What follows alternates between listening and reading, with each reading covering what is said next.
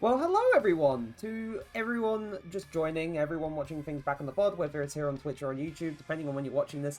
Hello! Welcome to another stream, welcome to the second stream of the birthday week, and welcome to... Well, this isn't the first time I've streamed Devil May Cry 5 here, but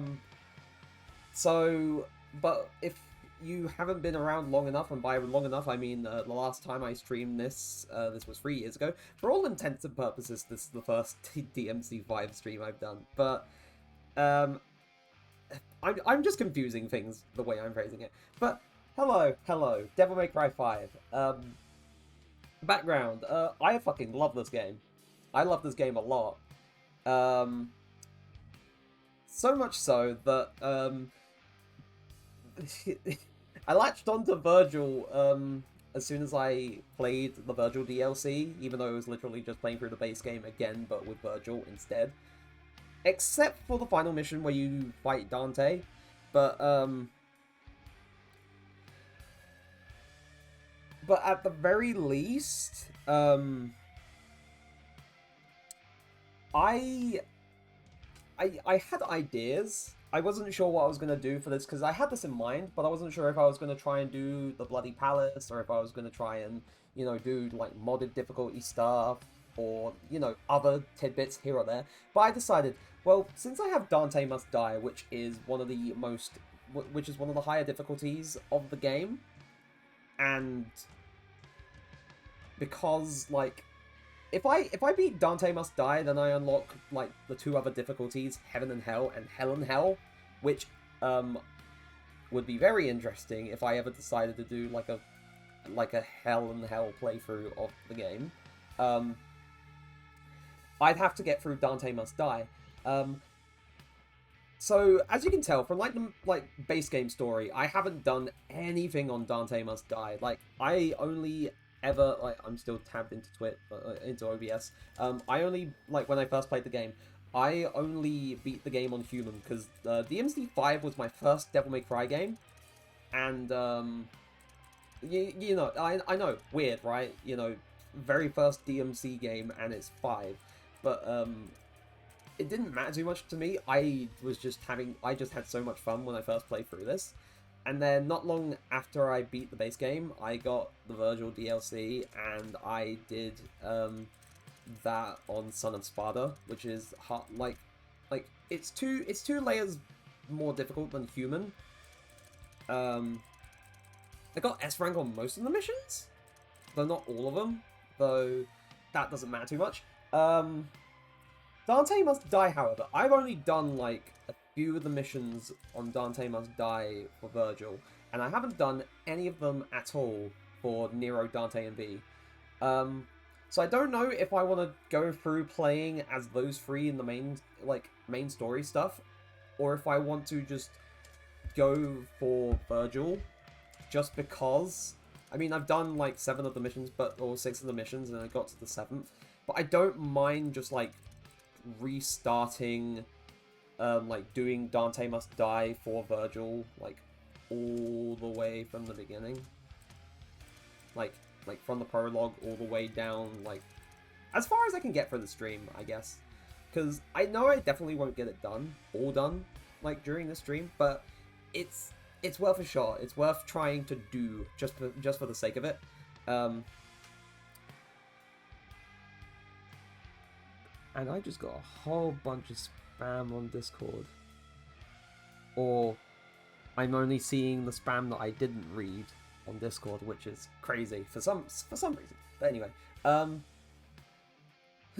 think I'll just, for the sake of getting through Dante Must Die, and because Vergil was literally, I'm being genuinely honest. Where like after I beat base game, Vergil was the only character I played like doing like modded difficulty stuff, but also the Bloody Palace, which proves the absolute stranglehold that this character has on me. So I think for the sake of it, I will just play as Vergil, just because. Though one thing that I will be saying now, because like I still have this game partially modded in a way, or it is modded, not partially, it is modded, but one mod that I am going to keep active is Turbo Mode, because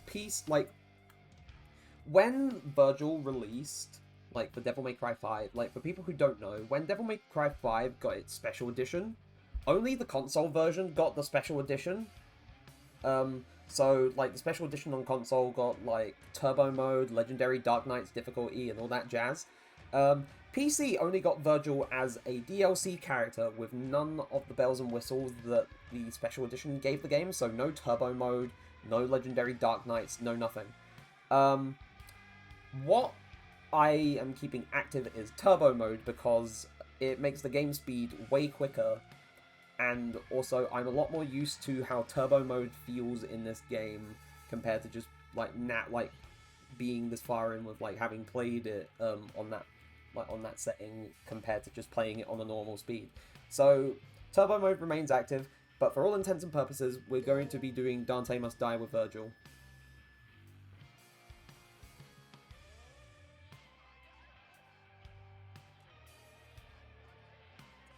But yeah, it's been a good while since I properly played this game, so I may or may not be very rusty, but who cares? I'm just going to be having my fun with this, even though it is taking its time to load.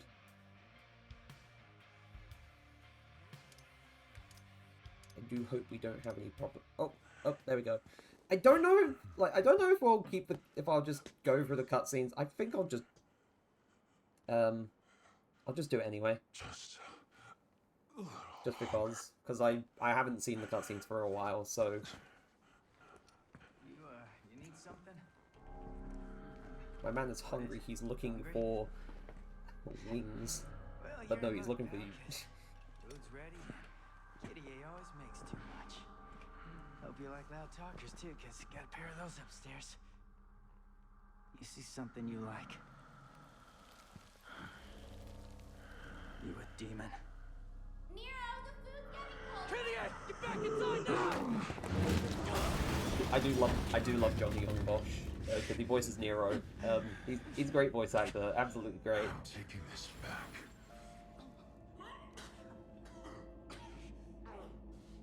Honestly, I just love the voice acting for the Devil May Cry games. Vergil's in particular is in so many ways something that you just can't really replicate elsewhere. Although, like, the fun thing with Vergil in Devil May Cry 3, Wagwan Hidor, don't expect me to say that again. But the thing with Vergil in DMC 3 is that at the time his voice actor had a cold, and he just went on voicing him anyway. And because of that particular thing, Vergil has not, like, come even close to, like, yeah, you have decided not to stream. No, that's fair. You don't feel like it. There's always another time here. And you get to see the funny Devil May Cry 5 on Dante Must Die, but I'm choosing Vergil just because he's the character I've played the most. I'm going with comfort over excruciating pain for this stream. And also, we just get to listen to Bury the Light whenever we fight enemies, so, what more could you want? Nothing better than just jamming out to Bury the Light while you're just killing things. That's what I think, anyway. But, we're doing Dante Must Die from the very beginning, so from the prologue all the way to the end if possible. But to make up for this, I'm going to try and be productive. So you're putting on the... Holy, I'm on the other monitor. It's such an honor. I am delegated to other monitor today. But yeah, prologue, as far as I can for today, because I know I'm definitely not going to get through all of this in one day, but this is going to be fun because I haven't experienced Dante Must Die for a long time, so... And also I haven't played this game for a long time, so just kind of... hold on, I feel like it... To be fair, I don't know what happened, also, let me... Because I've got a thing on, like, Opera. I had, like, little ambient sounds on Opera that I forgot to pause when I, went out to get some stuff on co-op. For some reason... yesterday before stream was having some slight issues where it wasn't picking up like the program that I used for my PNG for a while, and I kept resizing it and like rescaling it, and then it eventually picked it up, and then I had to rescale it down because otherwise it would have been too large or too small. So I think because of how I rescaled things, it might have made me a little bit smaller and also shifted me to the left. I mean, I don't know if you can tell if it's smaller than it has been before, but that's a thing that happened. I don't know why it happened, but it did. You know, the fun little technical problems, you know. Also, I have not managed to make time to see if I can fix my stream elements alerts, because I know that they do come up on the screen when, like, a follow is made and whatnot, but, no sign of sound effects like being played from them the last time I saw things happen. So I have yet to try and like sort things out on that front. I want to try and make time to sort that out at some point, either this week or the next, after I've gotten the birthday week all like done and out of the way. I thought you fixed it with the OBS audio. I thought I did. but for some reason, it never comes through on my side. Like, I never hear it personally come through. Actually, try this for me. Are you...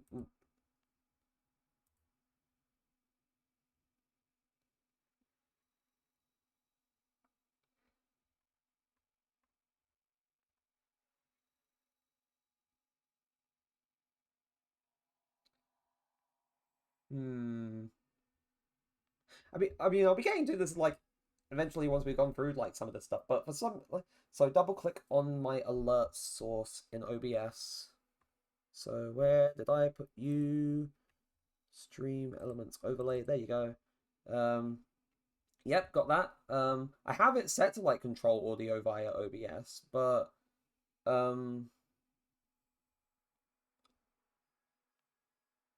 it's checked on. It's checked on. But for some reason, the sound doesn't come through on my end, which I think is the main problem. I don't know what's going on. I definitely need to troubleshoot this after I'm done with stream today, because otherwise it's gonna be a problem that bugs me consistently. So,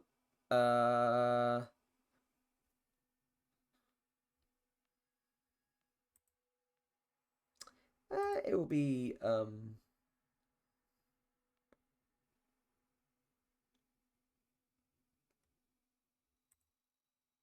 oh, if it doesn't come through in you, I would have thought that was an OBS audio output source. Ah.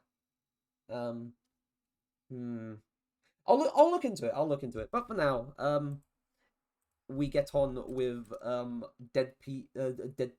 Deadbeat father's journey through the same journey that his deadweight son took.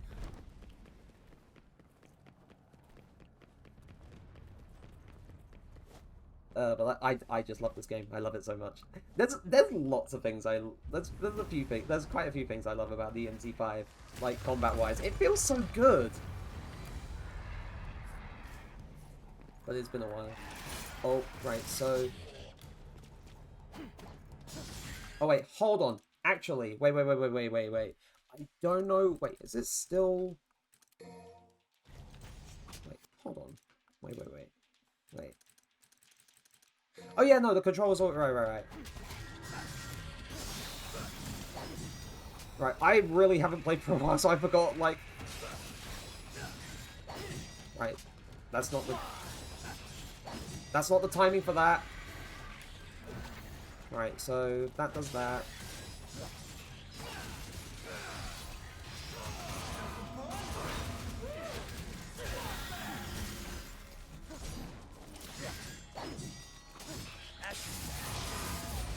And now that's how I mainly do things. I think the one thing I really picked up very well, especially like with the turbo mode mod, because PC never got the I already explained, but PC never got the bells and whistles for the special edition that the consoles got.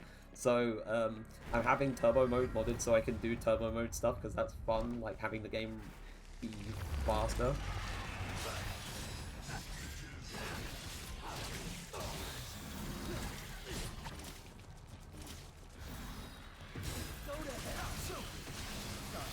But in turbo mode, I can do like frame perfect judgment cuts, which is pretty sick.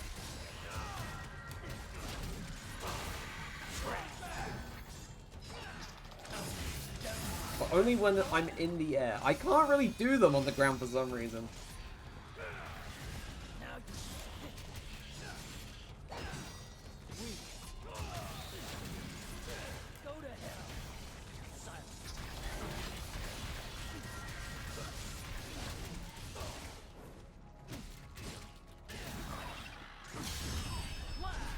Alright, there's this guy that needs to go as well.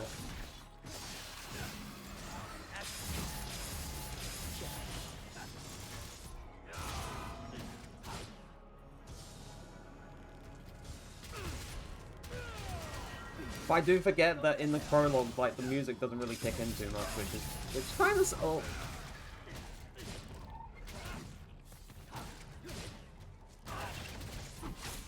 No!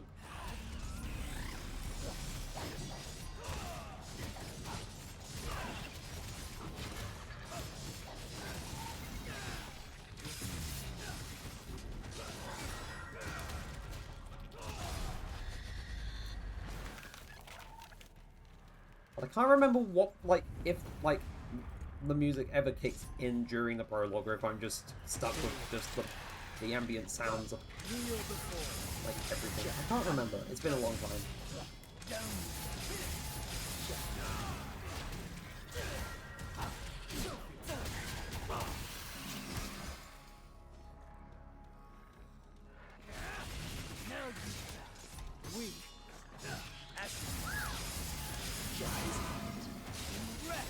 Also, I wish I could do some of this crazy stuff I see, like, DMC V players do. It's just insane, some of the stuff people come up with. Oh yeah, now I remember. It literally just, the walk up to the, like, to the Urizen fight in the prologue. Which, you can win, but...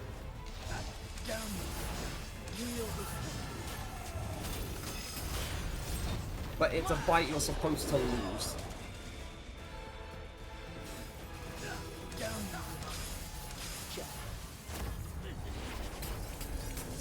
Oh, the slow-mo! God damn it!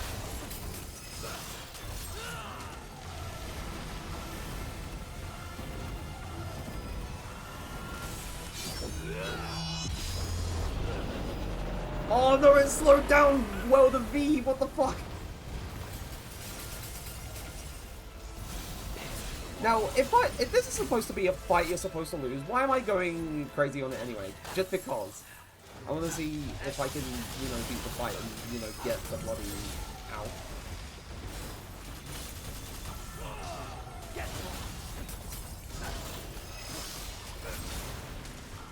Oh, yeah, and I lost the fight, which means the mission's over. As I said, a fight you're supposed to lose.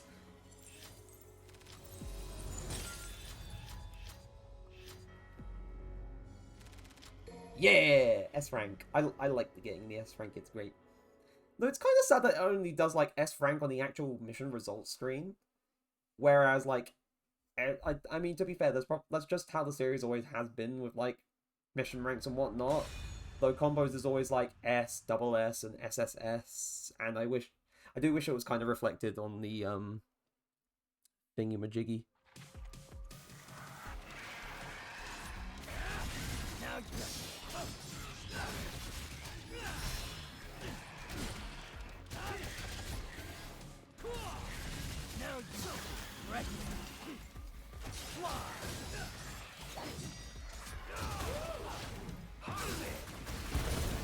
Oh, okay.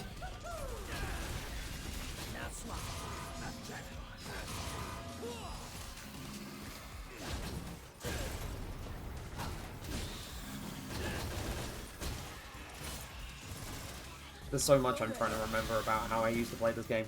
God. Is there still... Oh, there's still enemies here. It's these dudes.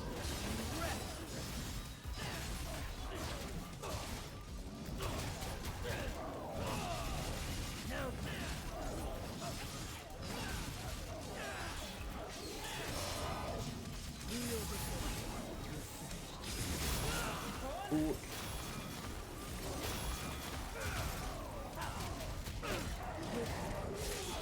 Damn, okay, hello.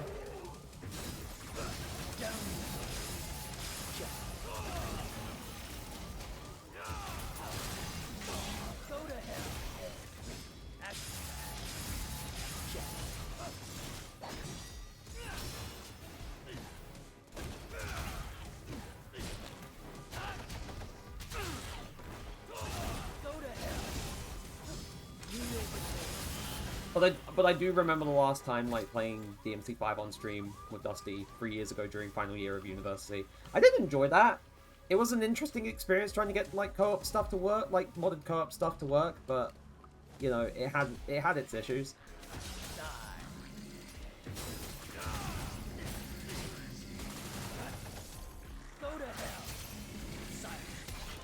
Aye, I was trying to do bloody round trip.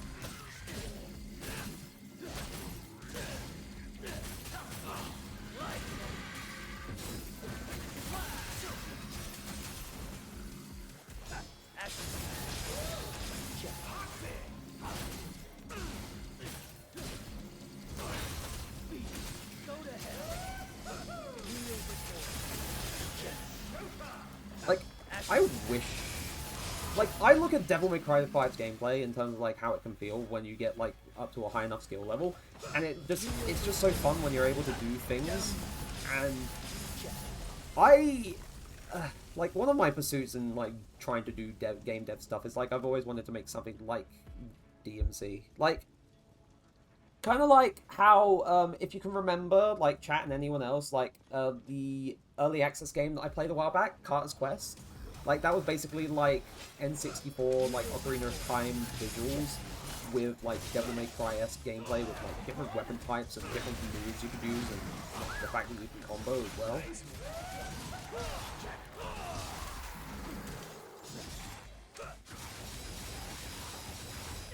That was a fun game for me to play, like, simply because of those, like, how it meshed those two together, and also the fact that the game was like, it had a personality that I wasn't expecting it to have.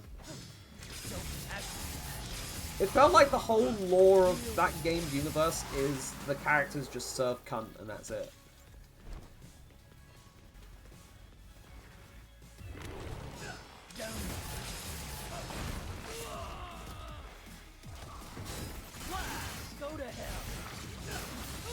Aye, hey.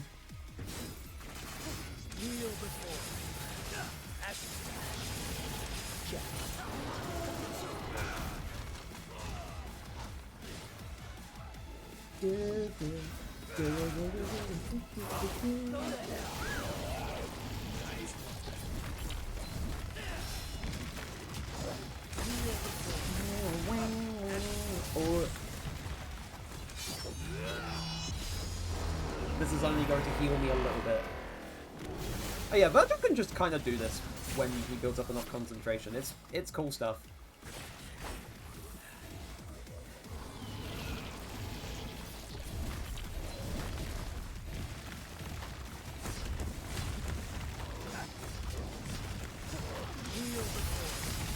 Oh.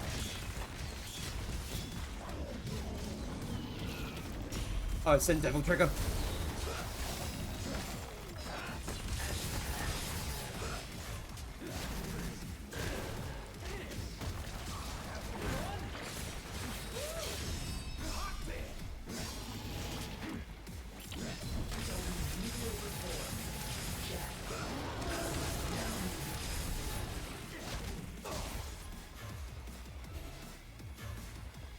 Trying to do the thing!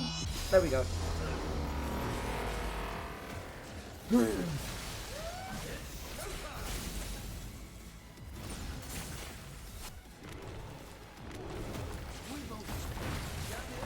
Oh my god, what the hell?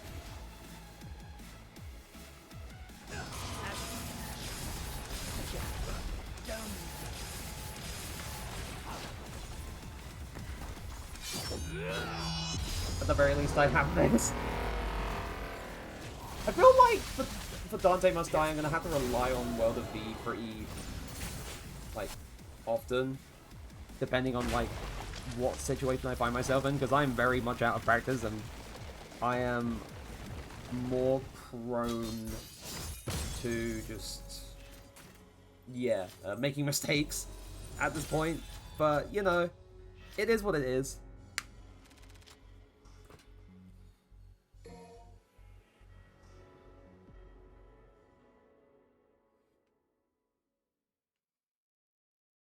Oh, and then we get to the, like, first proper mission, and we actually get to hear Bury the Light. Yeah! Maybe I'll turn up, like, the in-game... I don't know if I, like... Mission starts...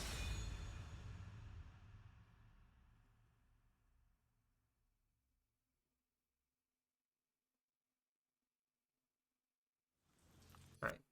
First things first. Options. Let's see what I have for the audio settings. Sound. Oh no, that's just at maximum. Huh. Huh. I thought the game would be... I thought the game could possibly be louder. Unless I'm definitely misremembering things. Ah, scum.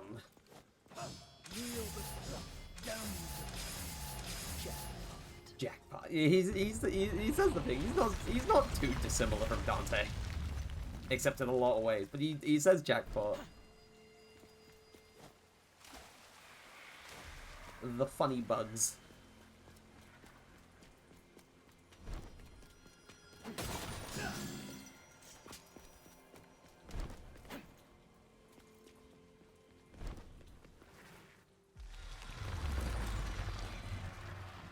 I'm just gonna give it a moment.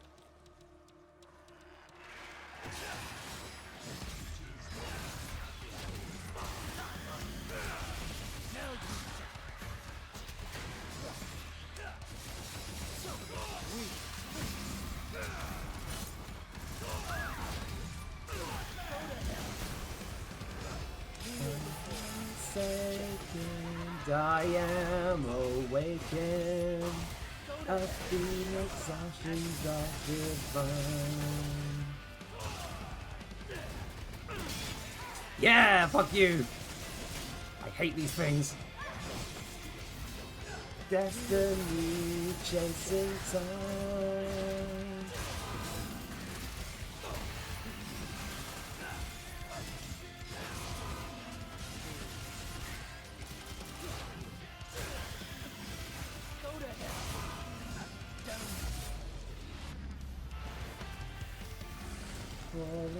Oh god, it sucks because, like, because of how like the whole like how DMC's music works in DMC 5, with how like it changes the part of the song dependent on your style rank in combat. Like you could go from just like listening to the intro of the song and then you just go straight to the bloody chorus or straight to the oh.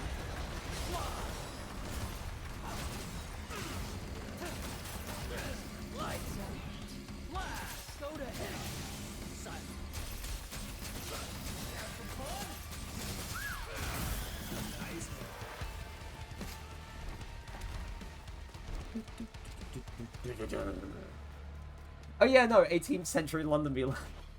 I was too jazzed and focused on the bloody... on Buried Alive that...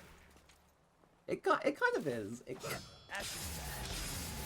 think most of, like... this game setting just feels very inspired by that, in a way. Like, it's not that hard to see.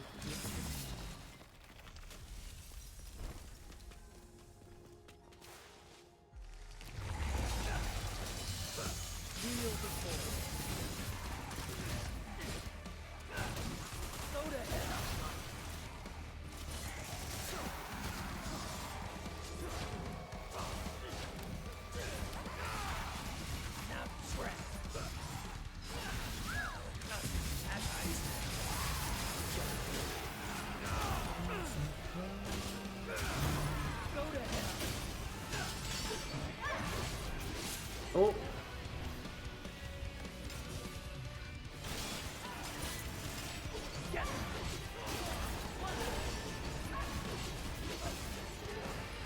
Whoops.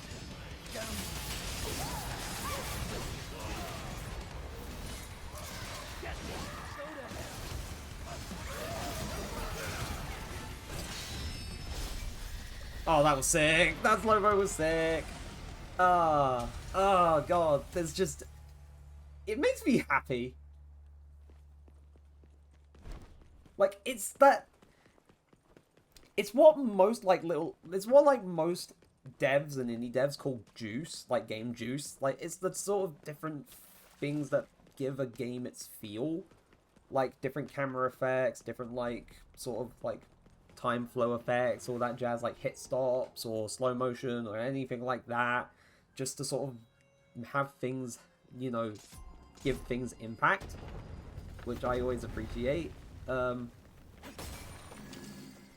look at me go talking about stuff. But you know what? I'm just going to do it anyway. It's just, there's a lot that I enjoy in games. Like, fun, like, rewarding, like, energetic, like, esque combat, or, you know,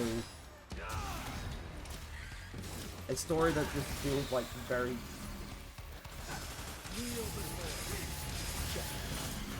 Get back here!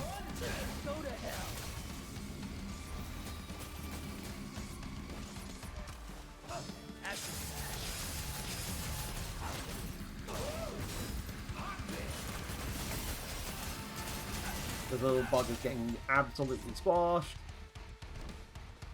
Yeah. Nice. Right, there's nothing up this way, I believe. This just kind of loops background. Yeah, it does. It loops background. It just loops around the top.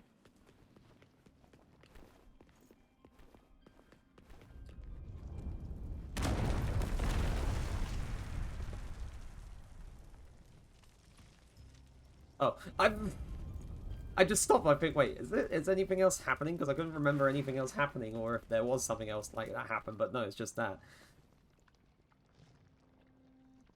I've never liked how these things look. They look it's kind of gross looking, depending on the lens in which you look at it.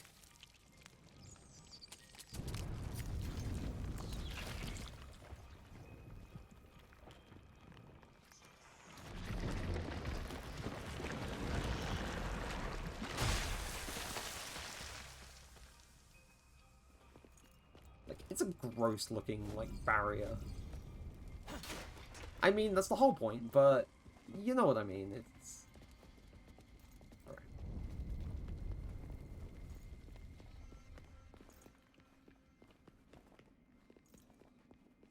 I think there is nothing up here.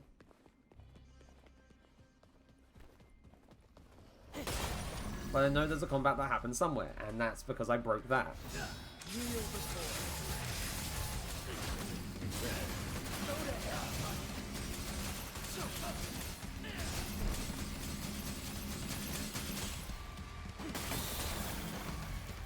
Okay, I rarely get to do that with the Force Edge, like this weapon, but I like just the whole sort of flurry attack. It's a pretty fun thing.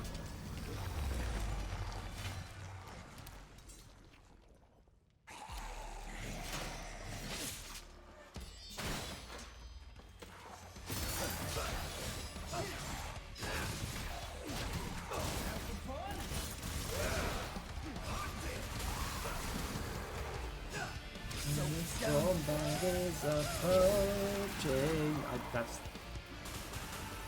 Oh yeah, there's more.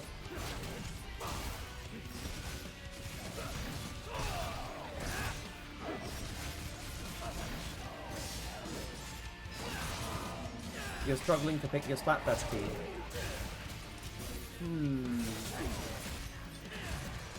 I chose present because I want to live in the present and I don't want to worry too much about the future or dwell on the past and stuff, even though I do that sometimes. But I want to do the fun thing and live in the present.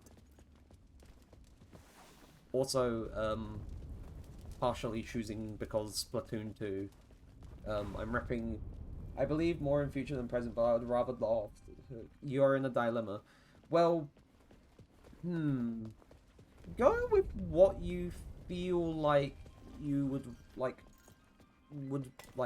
be good, like, in terms of, like, would you rather rep it because of, like, Splatoon 2 and, you know, being an off-the-hook person, or would you rather just go with what your gut feeling says and, you know, do things based on what you prefer, like, in terms of your mindset for this theme?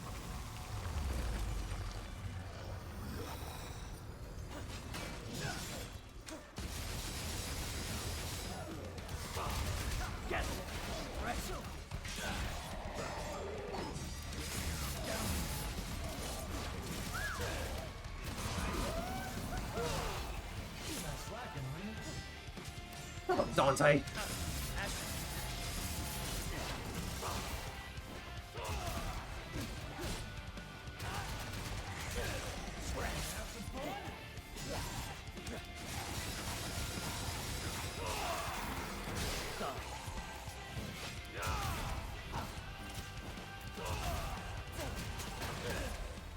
You think you're gonna have to go fusion? Yeah, that's fair. At the very least, I helped you make a decision rather than just being like, ooh, but what about this? And what about this? I am confusing you. Ooh. No, instead I was just like, go with what you feel would be better. I swear this floor breaks or something. It hurts me to do so, but I think Split 3 is an objectively better game in spite of how much I love Pearl and Marina. I swear that floor broke. Or am I thinking of... I might be thinking of a different room where the floor breaks. Finally.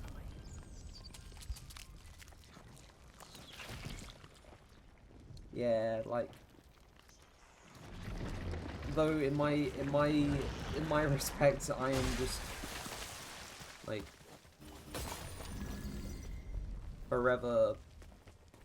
you know... attached to... Do I need to... I know I need to... This is floor not break. I swear it... There we go.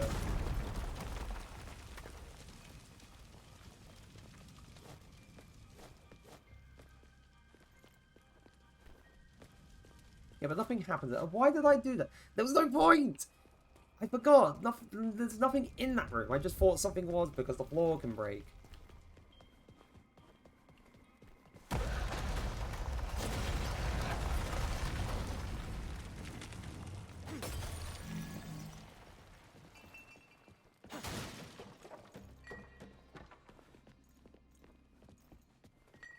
I swear there was something in here. Am I wrong? Aside from that thing, I don't think there's anything else in here.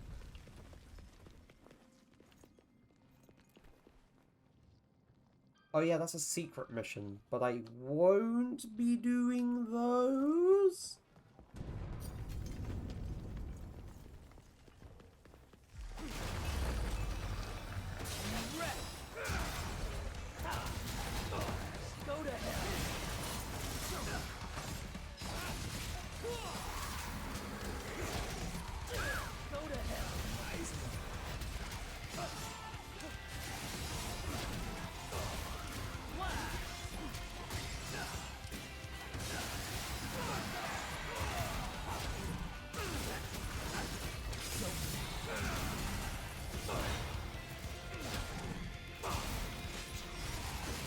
Oh, frame rate, what's going on?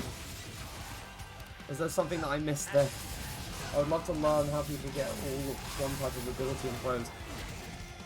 I feel like it's a lot of resetting, like cleaning the bloody thing, and I want I actually get to do that, and just constantly using the food tickets and stuff like the drink. It's either or. You know what I mean. I once tried to do that, but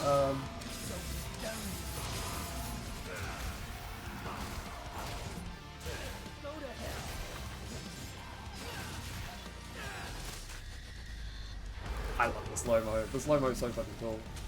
There's like a specific way to roll the abilities. Like they're not random.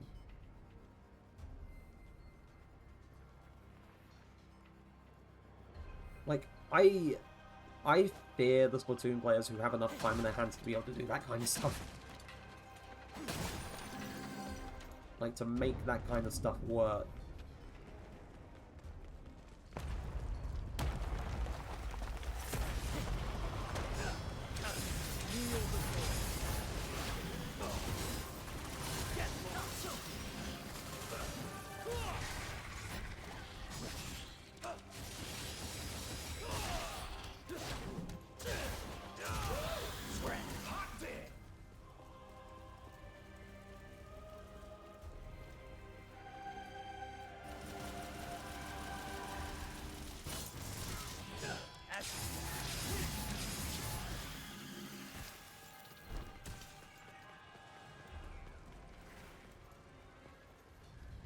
Like, to be fair, in a lot of games, there's a lot of types of players, I fear, like, but it's mostly almost always the ones that, like, yeah, you have way too much time in your hands to be able to do this kind of stuff. Because, like, damn, you have a much deeper level of understanding and commitment to this thing that I thought I had a bit of an understanding for.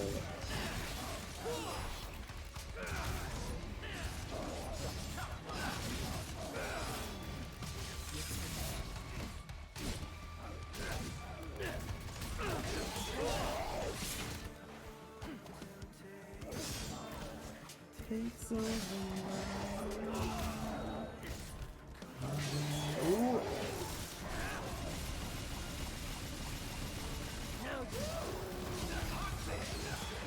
A bit. Ooh, you're having a good time on Spoon then. To be fair, I think I'm just out of practice again with Splatoon. It happens way too often. Which is kind of sad, because like 2 years ago when Splatoon 3 released, I was like, oh, Splatoon 3 is here. I'm going to get it on the day it launches, and I'm going to put time into it. And I put time into it every so often, and then I just stop again.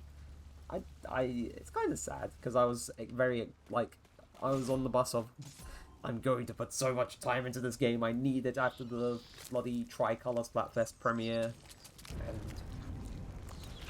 you know,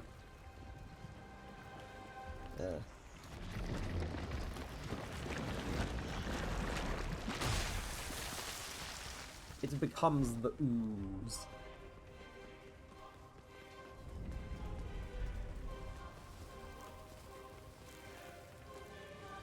I think the thing that's kind of sad about like Vergil's campaign is that because, you know, of course you're not playing as Nero, you don't have Nero and Nico's like banter, you don't have the cutscenes where Nero goes to fucking ring the bloody like payphone, and then the fucking mobile unit of Devil May Cry just rolls on in, like in the most like absurd places. Like, imagine being in like a sort of museum / cathedral-esque place, and there's no discernible roads or anything for like a van to pop in, and suddenly it just drops through the roof. That's why I love how goofy and stupid DMC V is.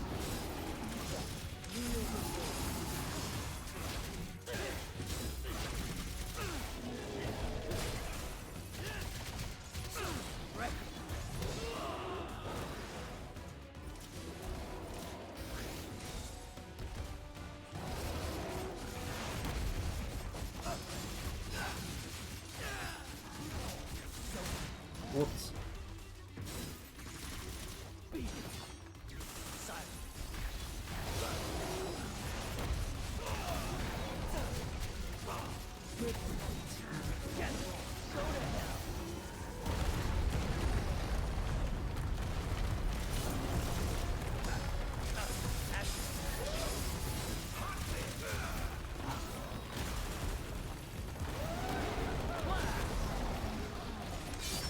Right, we're going for this, because this is just gonna give me a... Taking my time.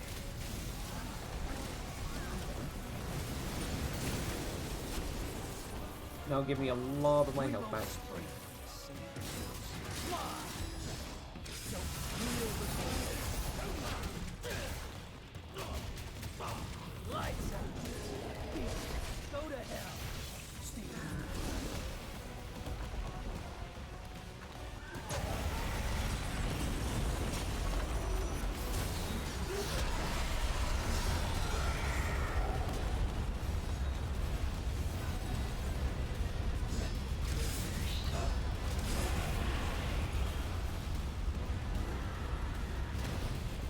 Just gonna...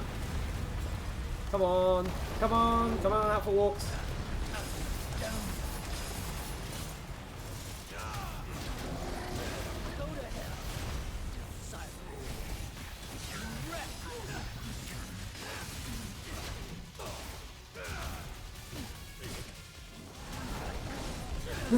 Honestly, like, doing this, I know it's like, just like, possibly the one-off for like birthday week and whatnot, but I wouldn't mind just like doing like harder. Take that paintbrush again and paintbrush. I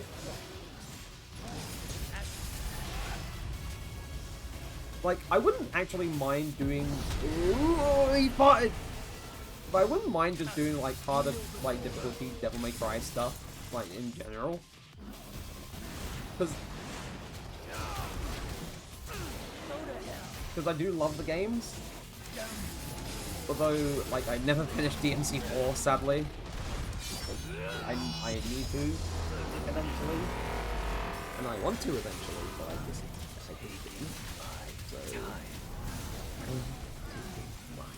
So...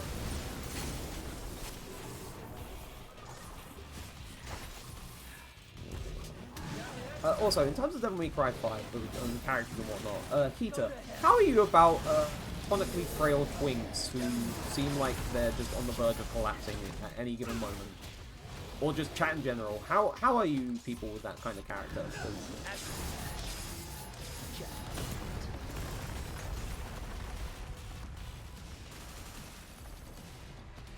I feel like some people would have some sort of opinion on that kind of character. No, I didn't mean to get...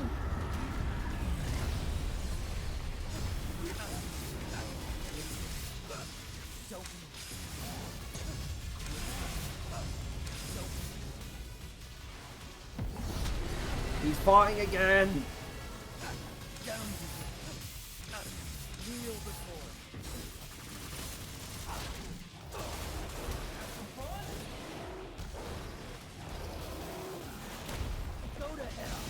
Oh, that went right into the bloody statue.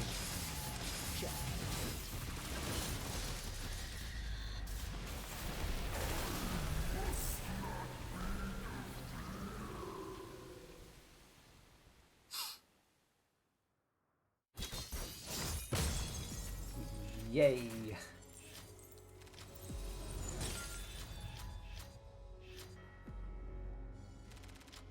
But there is, like, some evidence for why I need to be a bit more careful, like, with things on Dante Must Die, even as Vergil, because things hit quite hard. And Hell in Hell is a funny one to, if I ever do that, because Hell in Hell... right, so to explain, Heaven and Hell is, you die in one hit, but so do all the other enemies, which... in a sense, it kind of defeats the whole philosophy of Devil May Cry's design, where it's a character action game that's very heavy on, you know, racking up points and doing stylish combos, right? So Heaven and Hell is kind of dissonant with the philosophy, like the design philosophy of the Devil May Cry games. However, Hell and Hell is kind of the same, but enemies don't die in one hit, you're the only thing that dies in one hit. So, I don't think I could ever bring myself to do a fucking Hell and Hell playthrough on stream, because as we can tell from the Kingdom Hearts 2 level 1 playthrough, sanity. That kind of stuff would wear against my sanity, even though I am stubborn. That kind of stuff would just be... Anyway, if I ever, like, lose my sanity to the point where I'd want to try and do that on stream, I'll do that on stream. But for now, I won't do that.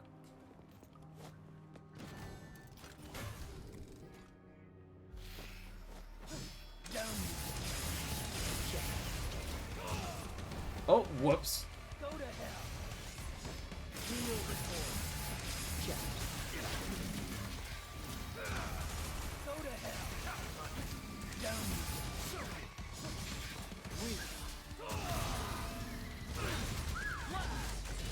Okay, that was sick. That was sick.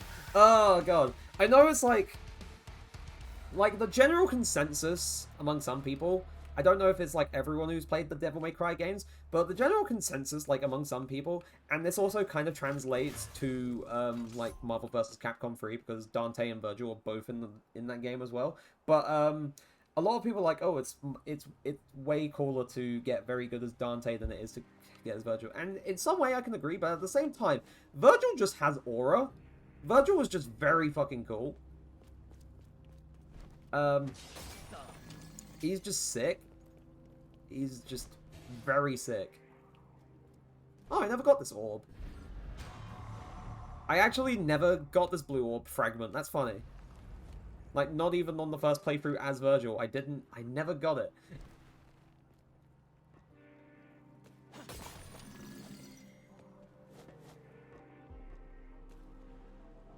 It's just so goddamn cool. Like, everything he does is so cool, even if it's, like, not the most stylish thing in the world.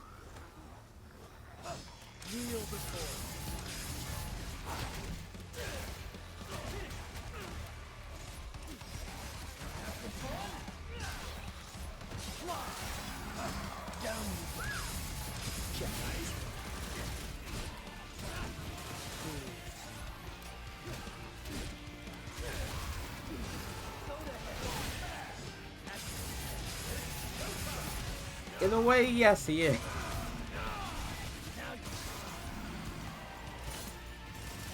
Which is a funny prospect to think about.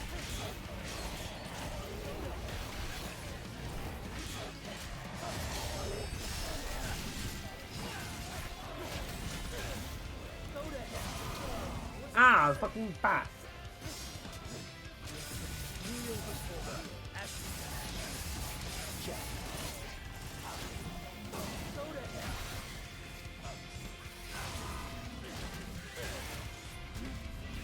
Oh, I did not mean to use Doppelganger. Like, look at, like, even in the the slow-mo and the freeze frames, look how cool he is. Like, how could you not, at the very least, acknowledge the fact that he has aura? That he's just cool?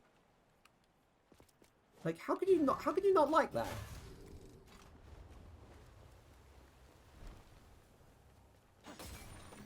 Also, like, I completely, like, derailed from when I was talking about, like, games like Cars, like, indie games like Cars Quest and the like. I wish I could make something with a combat system like Devil May Cry. And I know, like, if I spent enough time doing it, then I could. I most definitely could if I spent enough time doing it.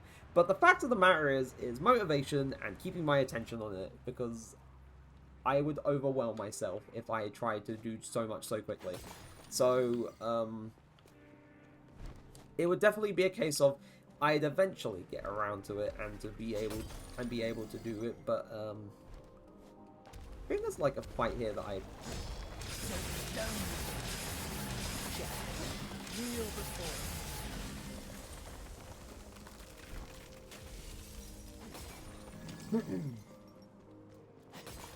and I guess in much the same vein, Bayonetta as well, but you know, without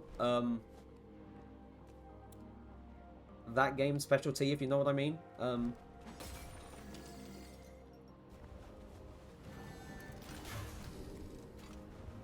Not saying that that's a bad thing for Bayonetta. I like Bayonetta. I like Bayonetta 1. Bayonetta 2, in terms of how things feel, in terms of, like, combat, is different. Like, there is a distinct difference, like, in how enemies behave and how some of the timings work in Bayonetta 2. And I'm not, like, I was not too much of a fan of that when I played through Bayonetta 2 for the first time 2 years ago. Like, it felt like it was a lot easier for enemies to kind of break out of what you were trying to do to them. And that kind of, didn't really mesh well with me. There were so many times where I was trying to do a certain thing, and then suddenly, oh, hello, we're just, gonna break out of this right now. We're just gonna... Yeah, your combo doesn't exist anymore.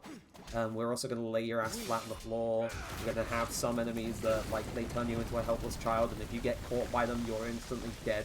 Like, I can expect that in a game like Kid Icarus Uprising. Because, you know, they did have that. They did have that with the Tempora Wizard.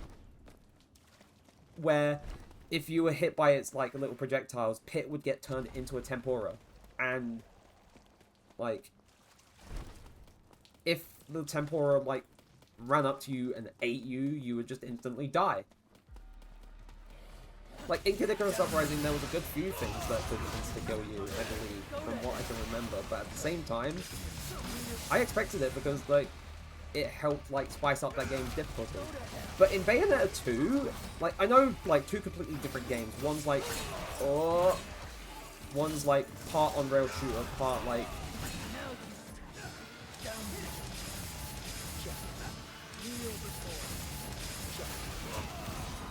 Like, one's part on-rail shooter, the other, and, like, part, like, third-person kind of stuff, and the other one is a character action game. But at the same time, I don't like, in Bayonetta 2, a game where, like, the difficulty is already kind of amped up from Bayo 1, because I, from my perspective, I guess most of the design philosophy was that, oh, they must have played Bayonetta 1, So let's, at the very least, make things more challenging for them. And I also think there were different people behind some of the decisions in that game. I can't remember. But, it was a case of, yeah, this game is already more difficult than the first one. Let's just throw in enemies that can insta-kill you. Which is very frustrating. Don't like that at all.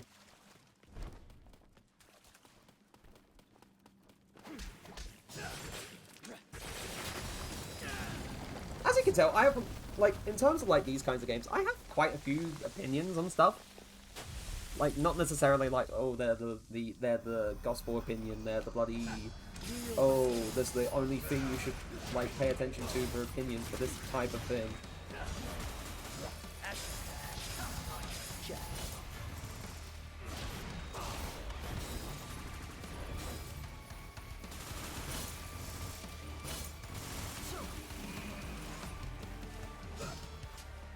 I hate those things. They're kind of annoying. But yeah. I do have opinions on this kind of stuff. Like, from my perspective. What I think works, what I don't think works. All that jazz, you know. I have my own, like, sort of...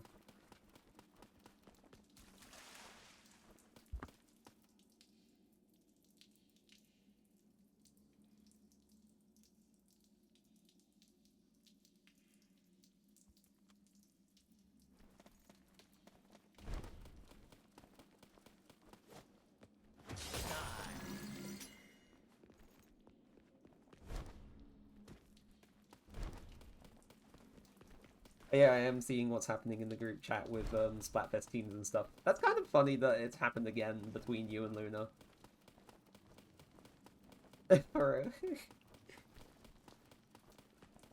Must you...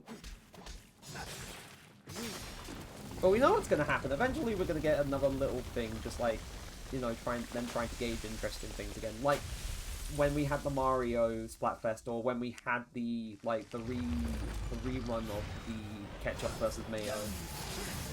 And everyone's going to be on one team, and I'm just going to be on the other.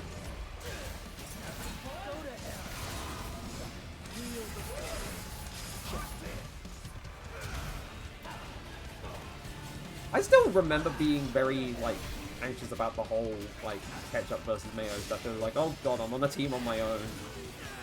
And I'm gonna kind of, and I thought, oh god, this is gonna not go down very well if I'm just, like, against everyone, and I'm like, oh, we're gonna win, because Ketchup is better, and then we lose, but we won, so...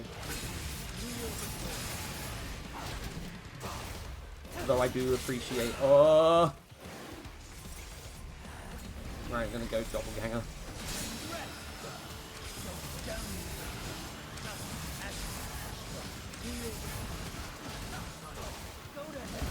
I didn't mean to explode a barrel!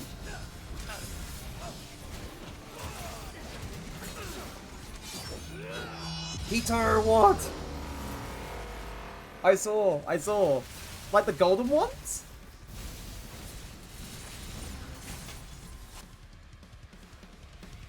We both Or wait, no, I'm thinking of the banners.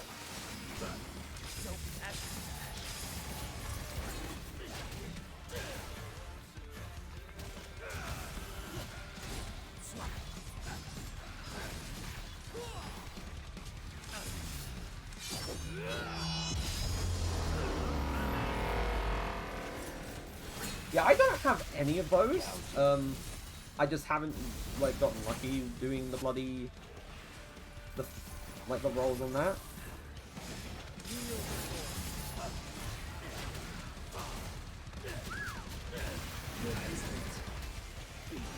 Seconds I am awakened, a phoenix ashen dark divine. If I get the chance to just, like, sing along to a little bit to Bury the Light, I will fucking do that.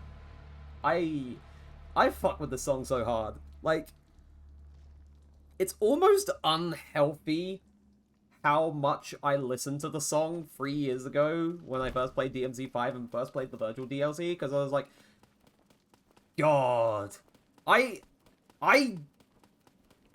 for 2 Comic-Cons, I literally was. Like, Vergil was my cosplay for, like, May 2022 and October 2022 con. I fucking missed the first time I cosplayed as Vergil. That was probably, like, it was the most I'd ever, like, did stuff, like, with people at con, ever, like, in terms of, like, taking pictures with other people and stuff. Because a lot of people are like, oh my god, you're the storm that is approaching, and they took pictures with me and shit. And it was so, and there was, like, at that time, there was, like, a lot of Dantes and quite a few Vergils and a Nero or two and stuff. And it was such a cool, like, there's, like, one group picture that I posted on Instagram that I think I still have that picture on my phone from con back in 2022, like May, that I still like because it was probably, it was one of the coolest things ever. Like, I'll find it out and send in the group chat eventually, because, you know, I would not hesitate to show this picture.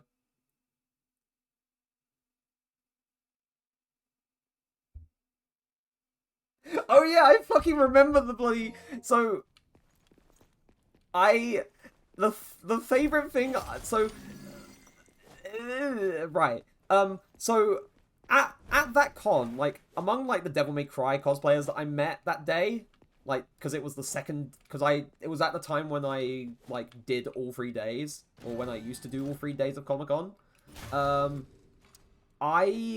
Like, on the second day, where it was just me, like, there on my, like, mostly on my own without everyone else there, like, friends and whatnot, I, like, went off, like, just went around looking, and there was a point where I was just kind of walking around, then I noticed, like, oh shit, that's a Dante and a Nero, and they were doing, like, you know the one bloody, like, con video of, like, the Master Chief cosplayer doing the bloody dance to Take On Me?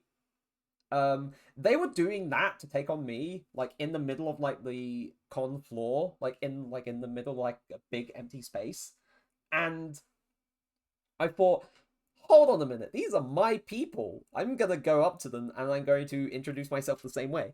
And I did. And I basically, for the most of the day, just hung out with them. And in particular, the Nero, like, their Nero cosplay was modeled after, like, partial, like, I'd say like this game's Nero, but before his arm gets taken. And they had, like, a prop for Nero's, like, Devilbringer arm, and what we did for, like, the little group photos, like, have everyone else there, like, sort of reaching towards it, and me just kind of stood in the middle holding the arm, and the Nero just kind of, like, crouching on the floor, like, what the hell, man? Like, that was cool. That was fun. That was a fun little thing. Like, in a bit, if, like, I remember after stream, I'll send that picture in the group chat, because I still like it a lot. I still find it a funny little cosplay picture. And I wish I could do something like that again! Like, with just, like, a general group of people. I know, like with, like, D&D group and whatnot, we've, like, talked in the past of, like, doing, like, group cosplays, and we've also talked about doing group cosplays, like, as, like, working title and stuff. But it would be cool to, like, actually put that into motion and do that eventually, you know?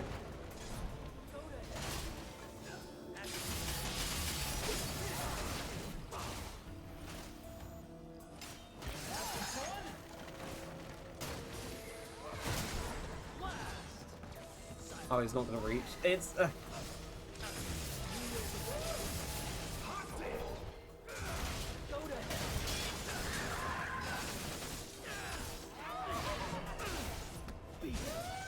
you just put your scissors away? You're not supposed to run with them.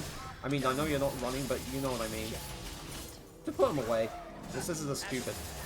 They look so like, manky and gangly and unclean and unsterilized.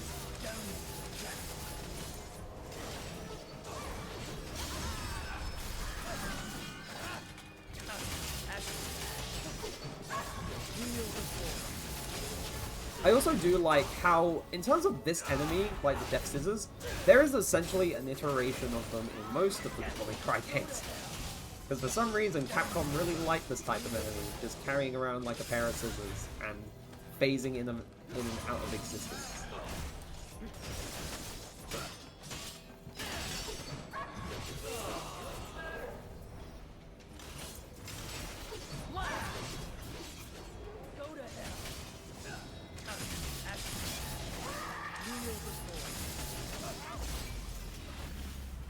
Hey, what's up? Ooh.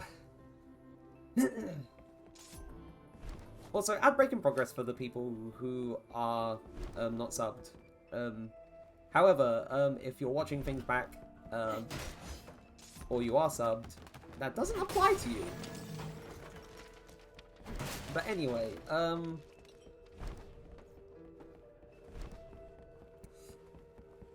yeah, there's a lot that I want to try and make time for doing and stuff. Like, I talked about in the group chat earlier about wanting to try and make more time for like writing like my little like character stuff and OC stuff, because I want to get back better at character writing, because it would also very much help with like D&D stuff, because I want to like, hello, I forgot about you. I want to be able to make like compelling like stuff like in terms of characters for D&D, in terms of like their personalities, their origins, their backstory, the things they do, the things they say, how they talk, and whatnot. Because somehow, with my current character playing D&D with the group, I somehow like unintentionally managed to make an interesting and mysterious character, and I don't know how I stumbled into that. I don't know what process I took in terms of like what profession I chose for him, or how he talks, or the way he does his job, and all that jazz. But I somehow made him very like compelling, unintentionally. And if I could figure out a way to do that intentionally, like, not only just for him, but being able to make compelling characters for for all other characters. I didn't mean to go to the shop, because I can't even get any upgrades anymore. I can't even get any upgrades for Vergil anymore. I'm out of blue orbs, I'm out of purple orbs. Gold orbs I don't really want to use, because they're like, oh, this is a free revive, but that just reduces my overall rank at the, like, at the end of a mission. But, like, I want to be able to make some, like, pretty cool and compelling stuff.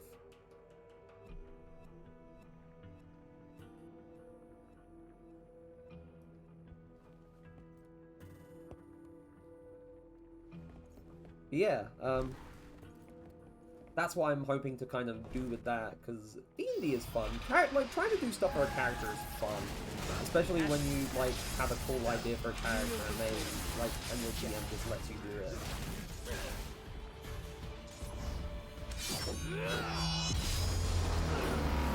Or there's certain ways that your character, like, that you want to flavor, like, finishing off an enemy in combat, and your DM just says, yeah, how do you want to do this? It just lets you go ahead with it. Like, if I had to describe, like, my favorite moment with my current character in the campaign that I'm playing,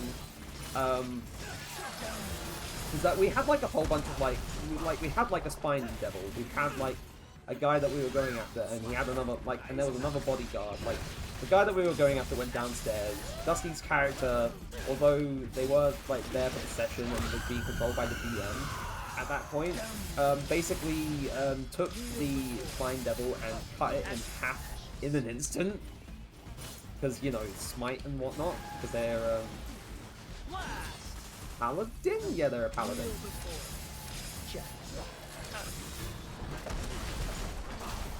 And then, like, some of the party, like, went downstairs to try and corner the guy that we were after. And I was left alone, basically, with the guy who's, like, the other, like, bodyguard for this guy.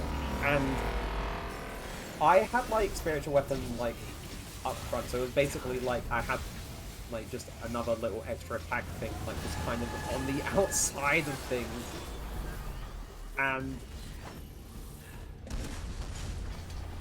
And like, the instant after I got that, it was like, oh, I'm gonna use this attack. And I got to, like, flavor it so, like, cool, but in a sort of morbid way, because my character is a death domain player, and he has like inflict wounds, and the thing I was doing was like, oh, like I will wait until I beat this boss to sort of properly talk and like go through it, because I feel like I get too lost in trying to describe things that I just. Oh, that's not gonna hit. Oh well. That kind of sucks. Taking my time.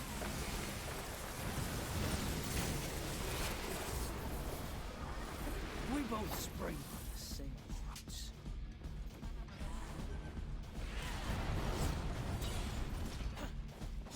Down.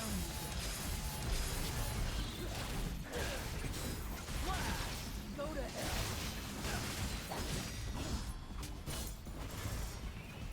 Also, it is kind of ridiculous, like, Trick can be used to just reach things from so far away.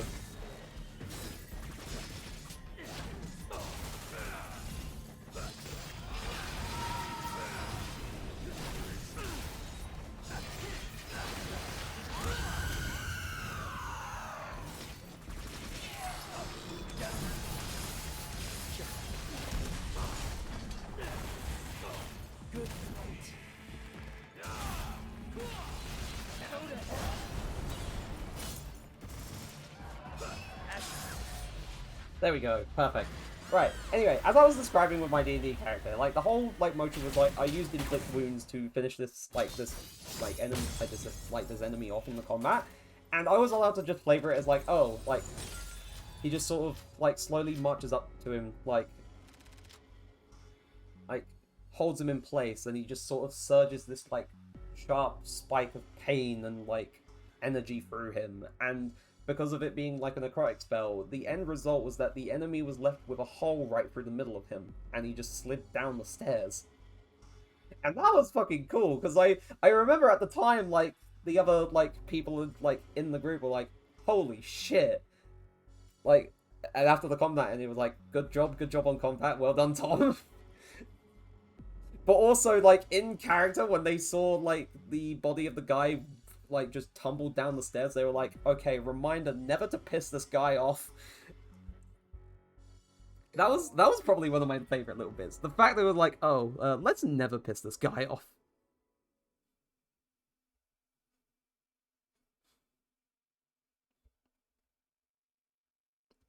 But yeah, I that's a reason why I love D&D, because you can do like some cool like character stuff. There's other flashy stuff that I wish I could, like, sort of think of for D&D, but at the same time, it depends on the character, and I'm not always, like, playing as a character that would facilitate being flashy, if that makes sense.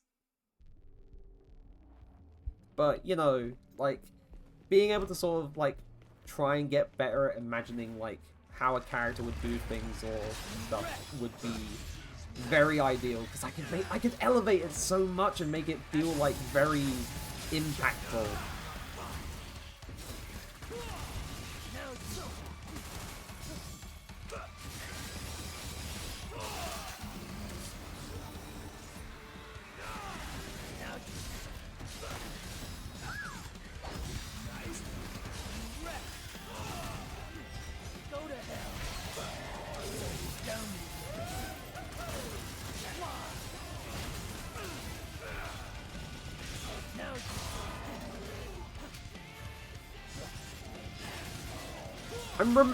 I'm slowly remembering things of like how I used to play the game. I'm warming back into it. That's good. That's great. Also, it doesn't feel like it's been an hour. Like, am I the only one who feels that? It doesn't feel like it's been an hour since I started streaming. Like, it doesn't feel right.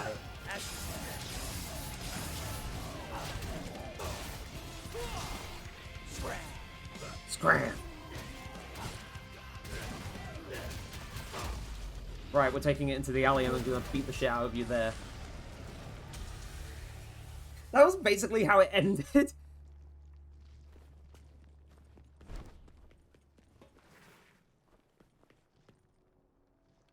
Blood, I am so alone. The apocalypse has come.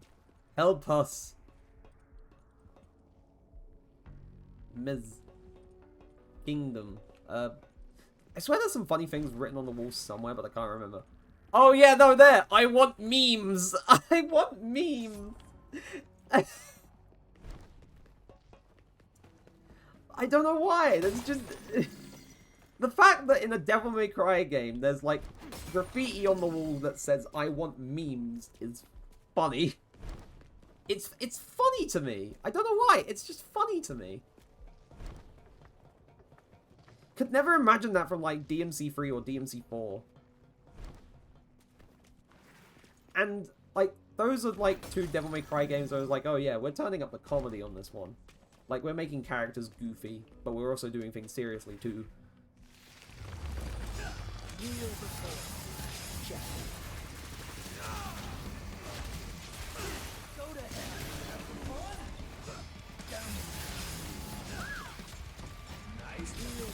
I can't remember how to do judgment cut in. Damn, the tongue on that one. Or the two tongues on that one.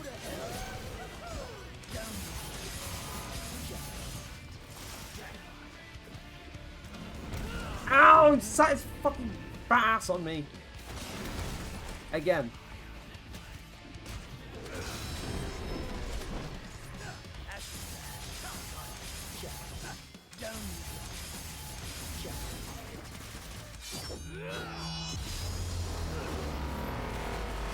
Right, get him! Calling all besties! Kill!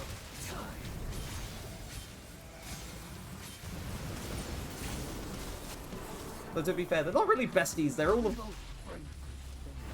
Vergil's, like, inner demons. Like, quite legitimately, Vergil's inner demons. At the very least, we're doing, like, this section of the game as Vergil, not as V, because V would be the one that you normally play as here, but V as a character is...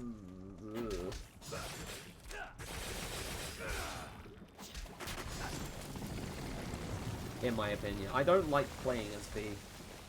Or I didn't like playing as V during my first playthrough. There's nothing in here. I thought there would be. How dare you? Josh, I know where the next... I know how to go to the next objective, and I know where it is.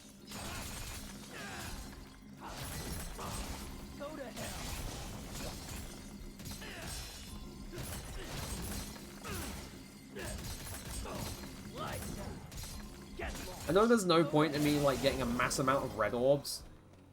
I mean, to be fair, I could just use them for Nero and, like, Dante and V, because I have not upgraded all of their skills. You can tell who I really fucking prioritize. It's like, yes, give me all the Vergil skills.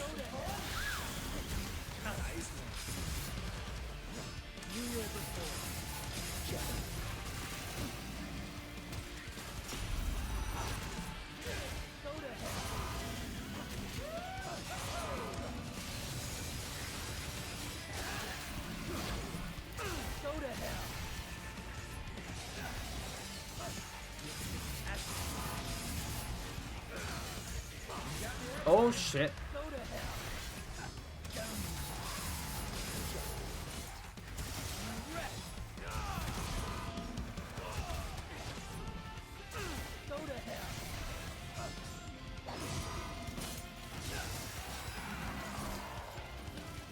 Oh, there's still one of the stragglers here.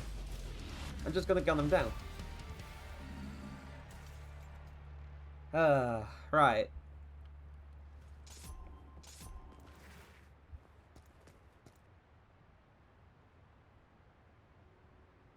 And you know what? Like, I know this is like a stark difference between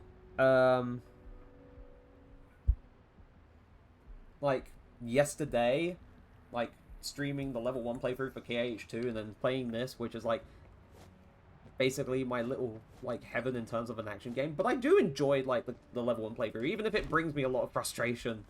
It's just that sometimes it does get a little bit much for me. And I'm gonna be saying like the same things that I said like when I finished the KH1 level 1 playthrough, where it's like, damn, as much as like this whole process of going through the game as level 1 has frustrated me, this has been, like, an enjoyable experience. And it will be the same with the Kingdom Hearts 2 playthrough. I'll be saying that exact same thing, you know, despite there being times of, like, God, let this end soon. Specifically, like, fighting Demix and, like, trying to get through some of the stuff in the underworld and fighting Zolden. God, we haven't even gotten to the rest of the organization 13 members in the playthrough. Although, I don't think we're too far from that now, considering the fact that I think, like, getting through, like, all the second visits and stuff, like, especially with Space Paranoids, once that one's done, I'm basically done with all the other world visits, and I just have to move on to, like, getting to the end of the game. Which, oh boy, there is a fight in that playthrough that I'm gonna be kind of dreading. I'm gonna be kind of dreading that fight when it happens, because, well, I don't know what to expect in terms of how much it's going to kick my ass. To be fair, that's just the same with all the fights in that playthrough, but I get the feeling it's going to very strongly kick my fucking ass unless I lock in. I don't know if, like, people would want me to, like, chat and everyone else would want me to say who it would be anyway, because, like, maybe there's people who don't want to know, like, what fight it's going to be, or who it's going to be. But, like, if people don't mind, then I'll just say it, but if not, then I'll just kind of keep quiet about it until we get there and, you know, be like, it's a surprise!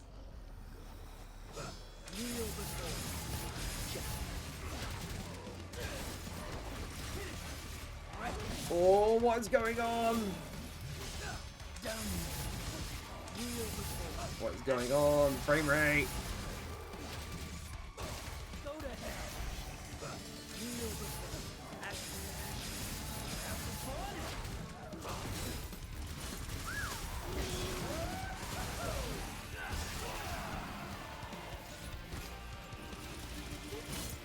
Oh, it's the hand things.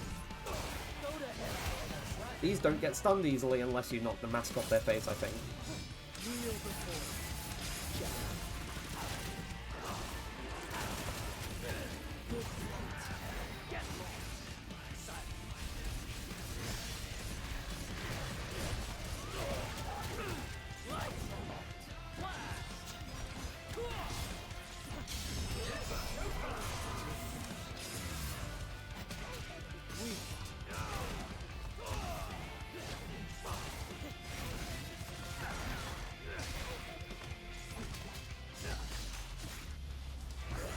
Every fucking slow-mo. Every single time it's like a slow-mo is just... wow.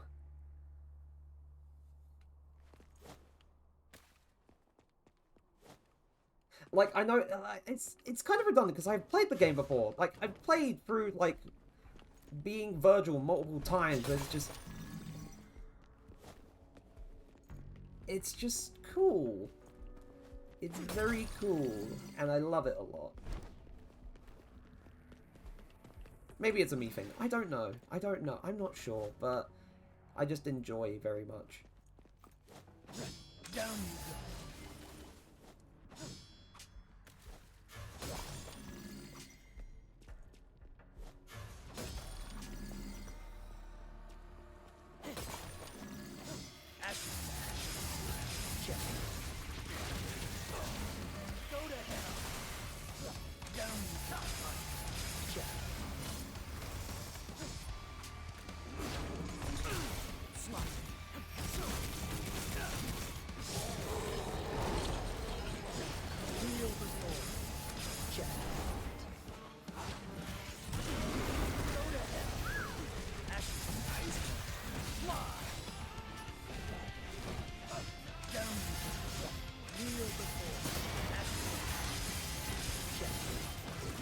You shall die! Oh. I love Judgment Kind! Even though it didn't kill it, it's such a cool move.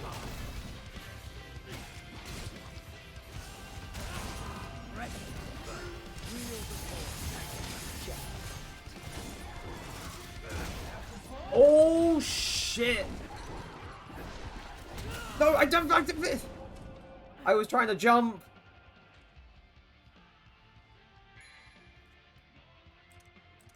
I don't want to revive, and I don't want to continue. I'm gonna restart the mission from the start, even though I didn't get that far. I got a little bit in, but I didn't get that far.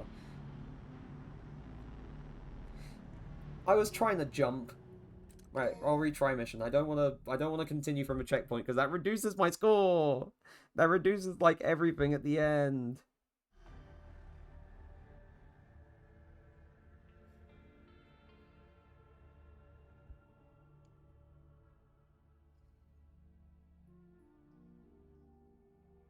Let me think.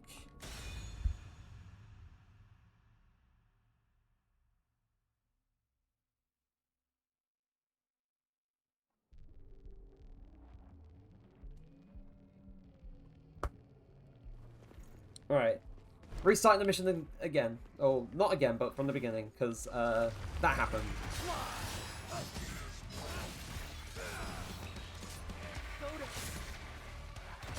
And now I'm riled. Now I'm a little riled.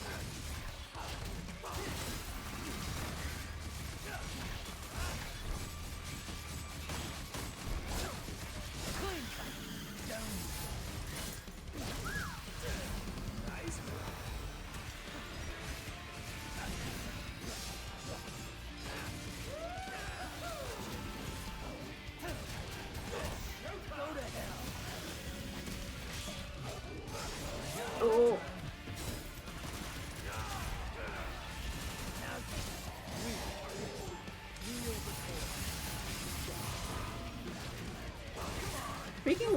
Speaking of Dante and Vergil in like MVC, and speaking of MVC in general, tomorrow I'm doing fighting game stuff. I am gonna start off with like online matches in Guilty Gear Strive just to sort of warm up into things, because you know that's like my in a way that's my safe game for fighting games really. Because it's the one like 2D fighter that I feel like I'm at least a little bit decent at. Not to say that I'm not like good at Dragon Ball Fighters, because I feel like I'm decent at that game too, but it's just I play Strive the most. And I don't play Street Fighter 6 nearly enough. Same with like Tekken or MVC, but I may like switch to MVC in the middle of it, or Street Fighter 6 in the middle of it, because, you know, screw it, maybe I actually want to try and play online and get better at some of these games, because I bought them for the reason of like I want to have fun with these and like get decent with them and also do other stuff too. So yeah, we'll see what happens tomorrow, but keep that in mind. That's the kind of stuff that's happening tomorrow night for stream. And then Thursday's a nice little break because it's D&D day.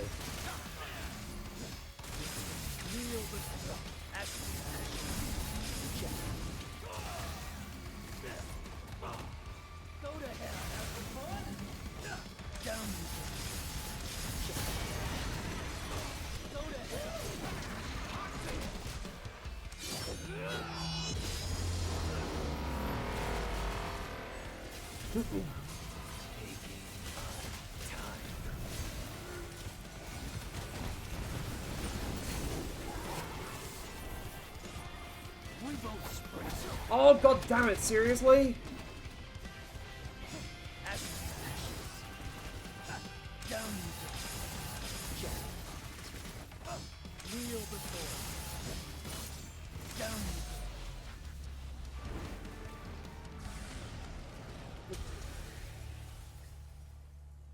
Damn, now I'm remembering 3 years ago that I did like a small little drawing of Vergil, and I want to try doing that again, like at some point. I want to try doing that again at some point.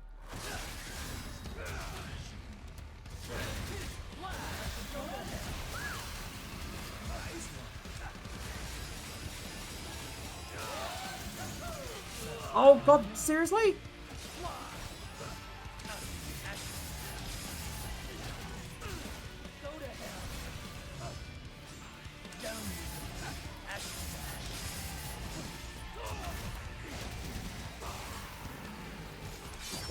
I swear trying to do the input for World of V doesn't register sometimes. Like, I've had it happen plenty of times in the past where I've been trying to do that input. It's basically like...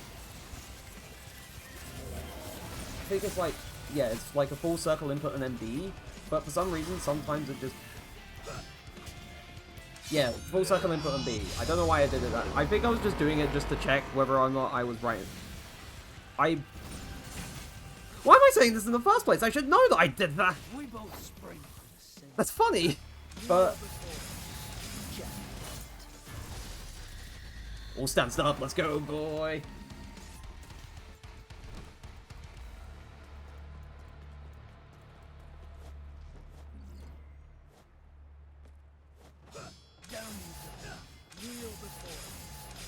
Hold on, actually. Let me just double check, because I don't think I actually... I did not. Okay, so this entire time, I thought we were running in turbo mode. We were not running in turbo mode at all, which is why things felt a little bit off.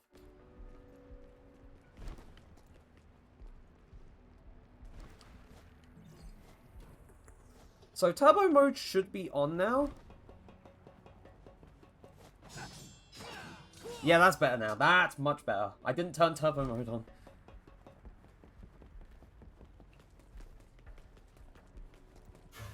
So now I shouldn't feel so sluggish. I was wondering why it felt weird. Or it felt like things were slower than they ought to be.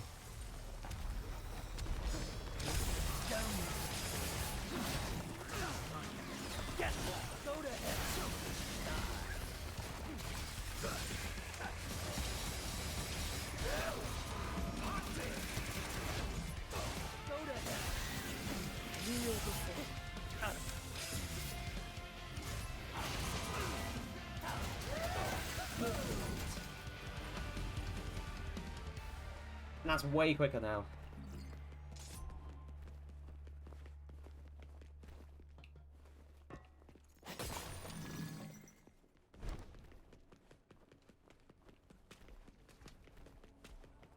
I think like the way how turbo mode works is that it just dials up the time scale for the game.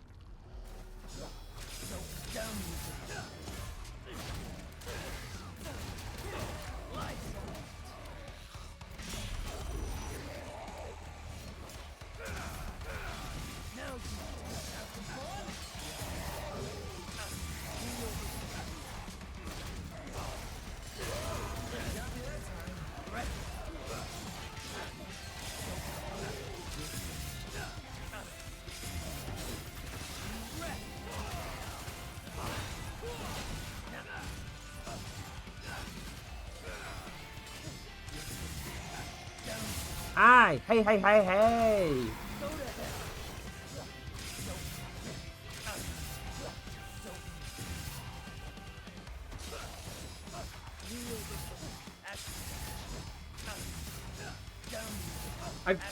I've fucked up my timings now!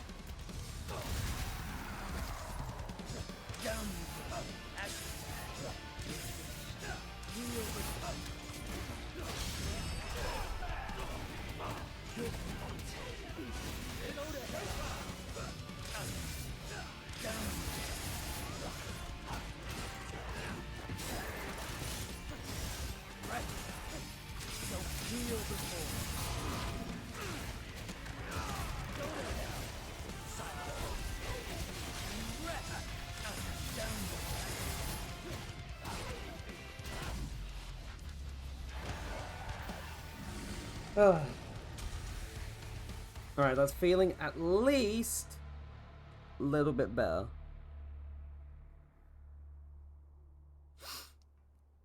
That's feeling at least a little bit better. Right. Sin Devil Trigger is like full, but I'm going to use that for like Judgment Cut and whatnot. Or Judgment Cut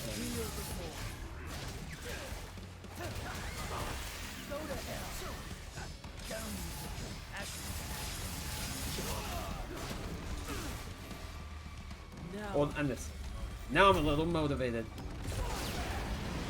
I love that. I love it so much.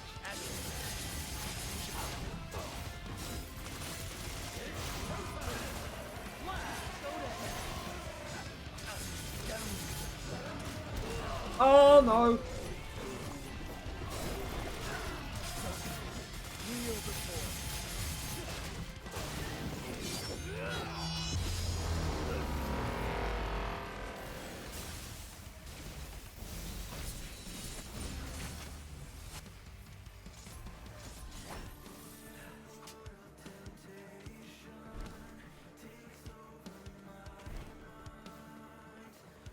Where does it go? Oh, it continues here.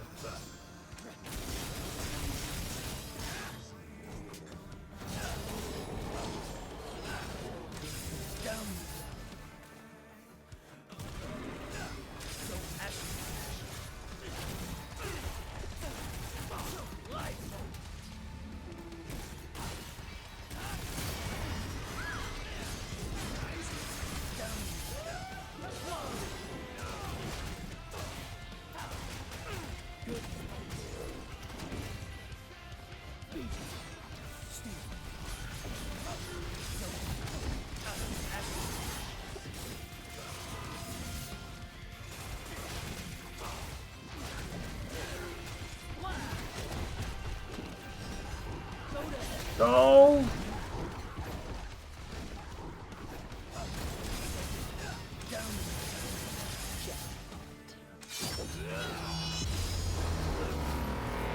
Oh, they're stuck behind the bloody truck!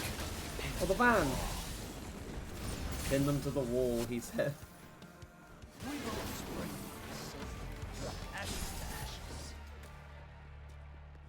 I don't know who likes being pinned to the wall, but that's your cue.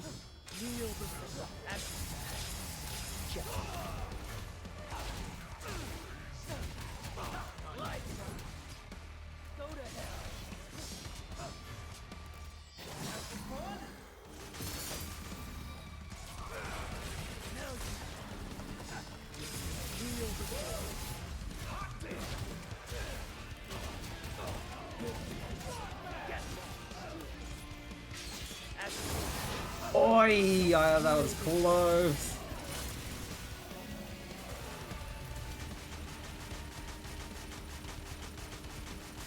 I'm getting rid of you.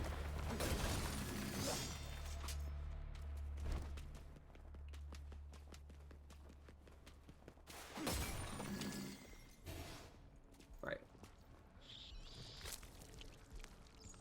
Oh yeah, because there's like a second little wall, and I don't think I have enough of the hatchlings to do the second one.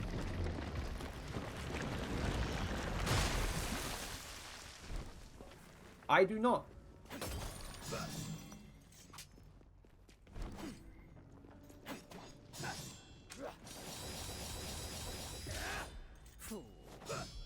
Cool.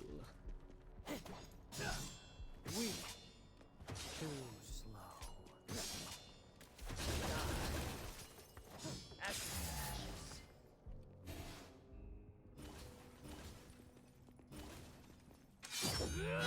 Oh, didn't mean to do. To be fair, it's not in combat anyway, so it doesn't use up the concentration charge at the very least.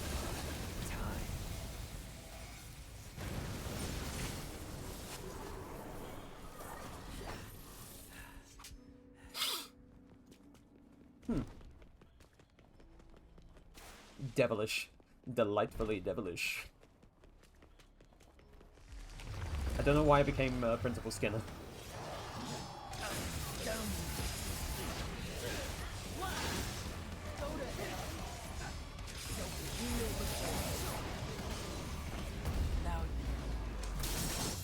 Everything's there! This shit is the reason why I love Vergil. He's so cool.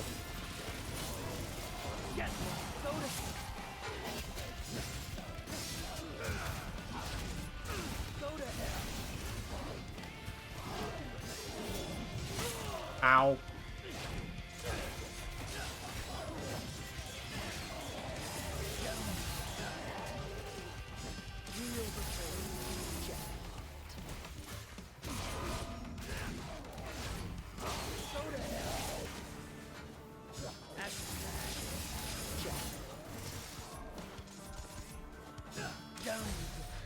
There we go. Whee. And I know that the boss is literally just over there. Because Nico's van is also there.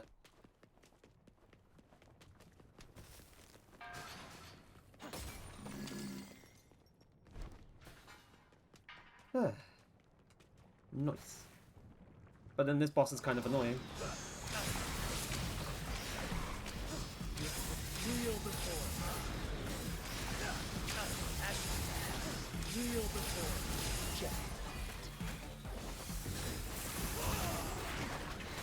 I did not mean to switch weapon.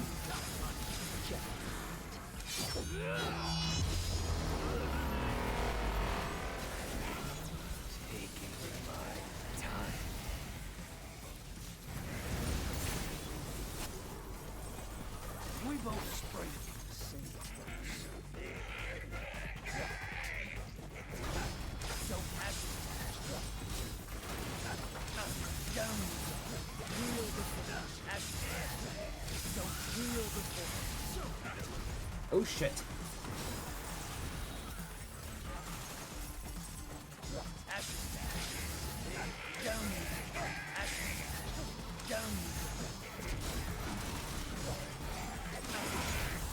Hi.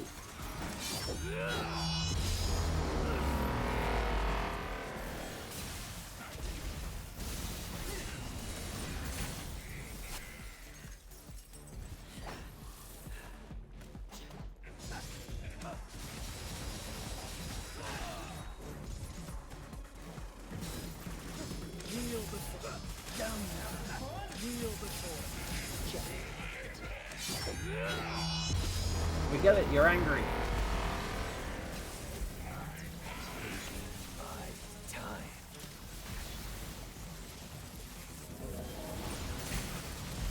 I wouldn't say that World of V is like the most...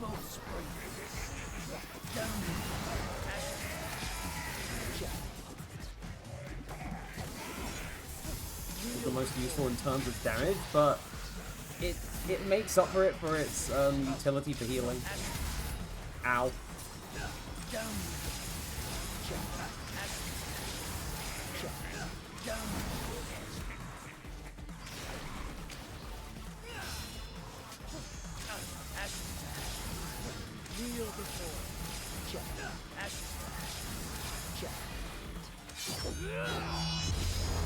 And for this fight, I'm just gonna kind of...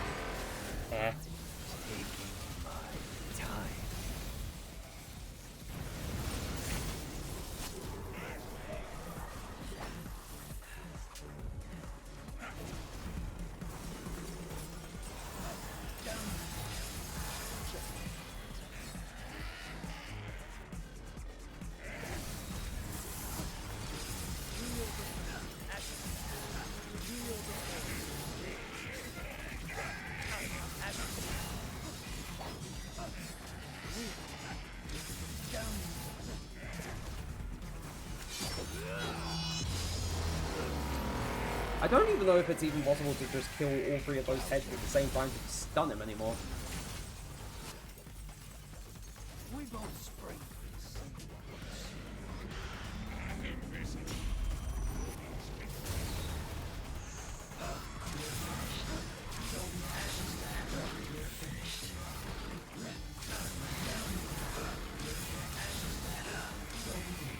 Oh wait, no it is. There we go!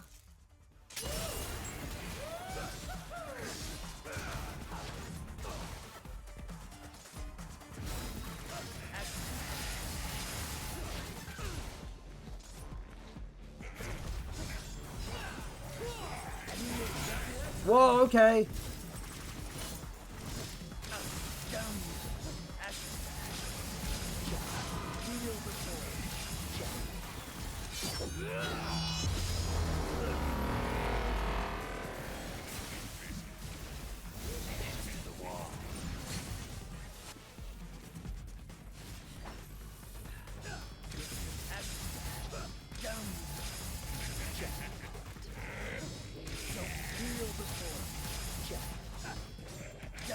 I don't like the fight against you though, so you're dead. We're done here. Yippee!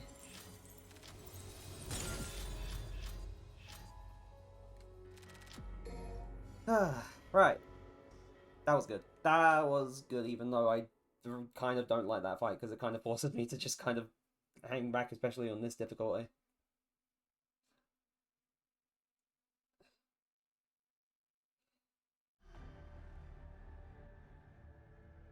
Right, we're on mission 5 of Dante Must Die.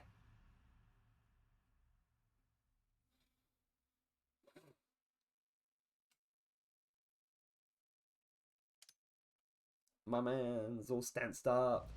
Right. Oh yeah, it's this one. Right.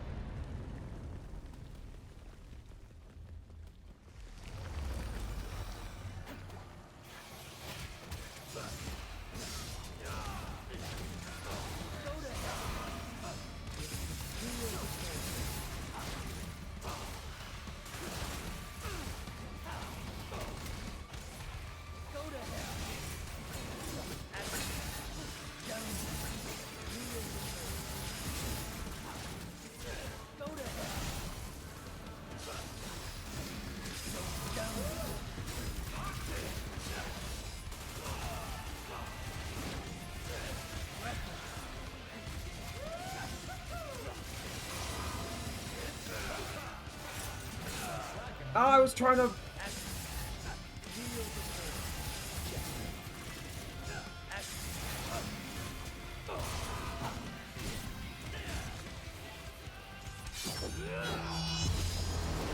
Right, Of course, V is taking his time.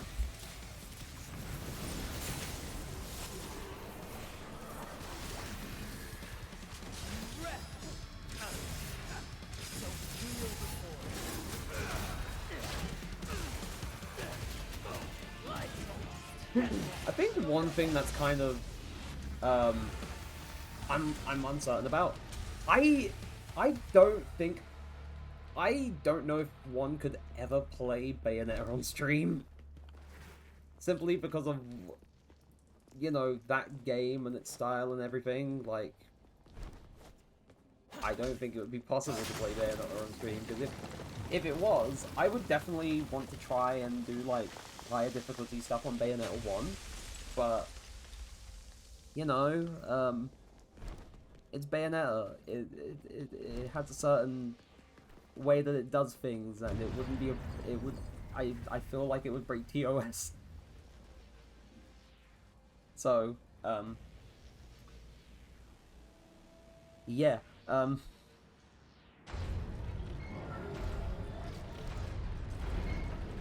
the very least, for what I'm seeing so far, no problem with, like, the OBS encode or anything. I don't know what happened yesterday during stream.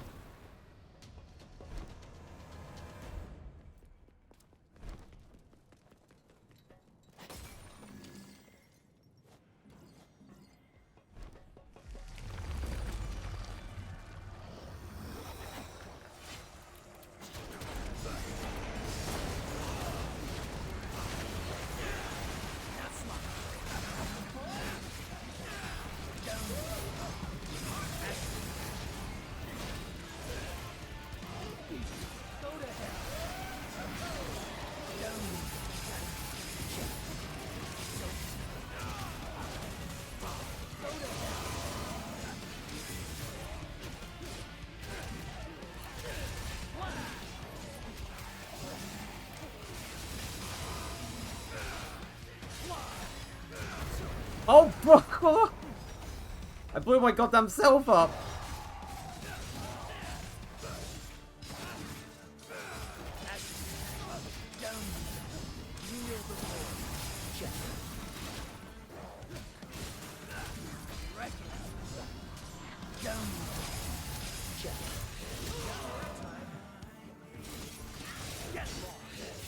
Ah!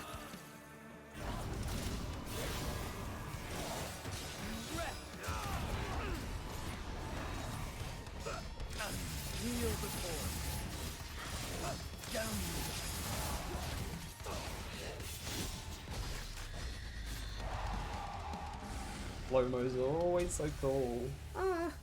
Right. Move on. Also, in terms of the edit, of course I like for the Kingdom Hearts 1 or Kingdom Hearts 2 level 1 playthrough, like the first 100 deaths or so. Oh, I'd never grabbed this blue orb apparently. Huh. But yeah, in terms of the video of the first 100 deaths, I haven't done anything else with it today because I was taking, like, more of a break, but I was trying to figure out some other stuff with it, what I was going to do in terms of, like, extra little touches and whatnot. But, I think maybe I'll get to that a little bit tomorrow, like, because I am planning on, like, just having, like, a little break day out, just to clear my head of things, and get myself more in, like, the headspace to be able to do stuff. Because you think, like, a holiday would be, like, break enough, but because of how stressful that was, it didn't feel like I probably got, like the restful break for my head that I feel like I needed. So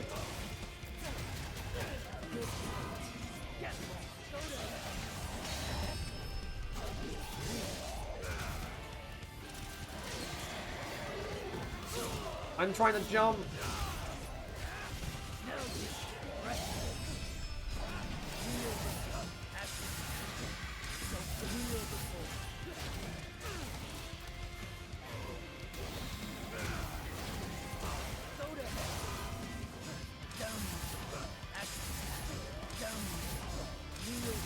Oh, come on, I'm trying to... I keep messing up my timing for the, like, this consecutive jump and cuts.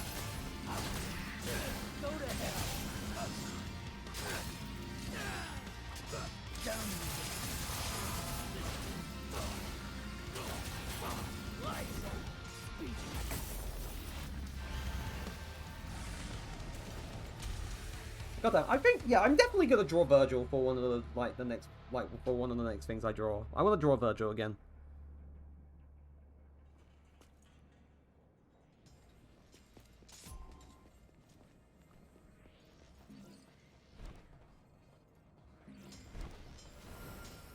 Like, oh, that's for a secret mission. Can't remember which way I need to go, I think. Yeah, I just go up here.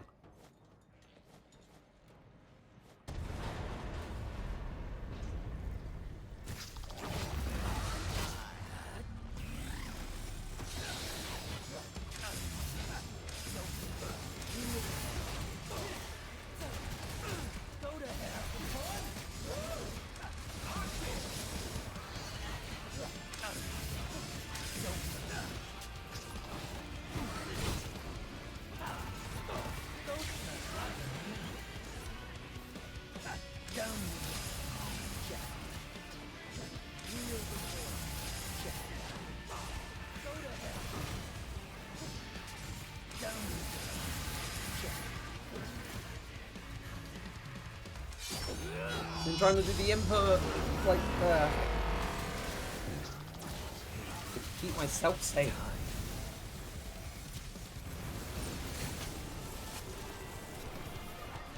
We both spring from the same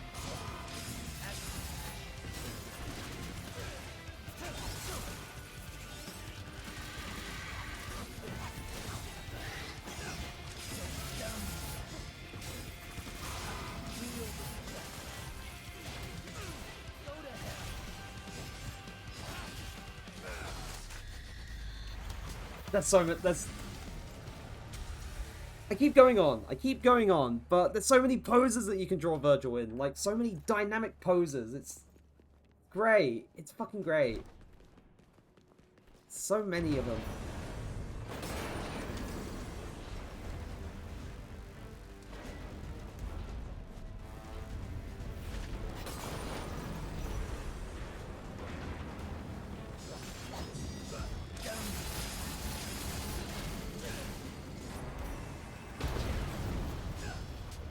And it's gone.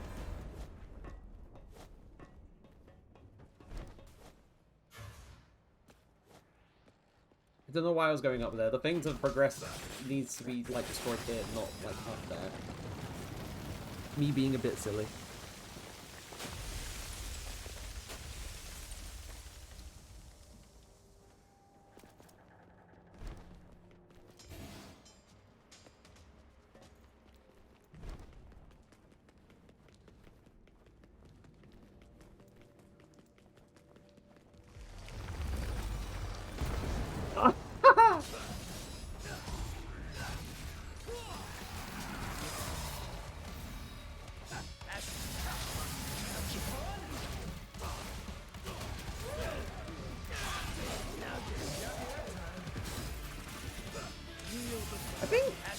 You know what? Actually, thought just occurred. Because this is kind of like adjacent in a way what I'm about to talk about. Like there's not nearly enough games that are like trying to be like Devil May Cry and Bayonetta and stuff.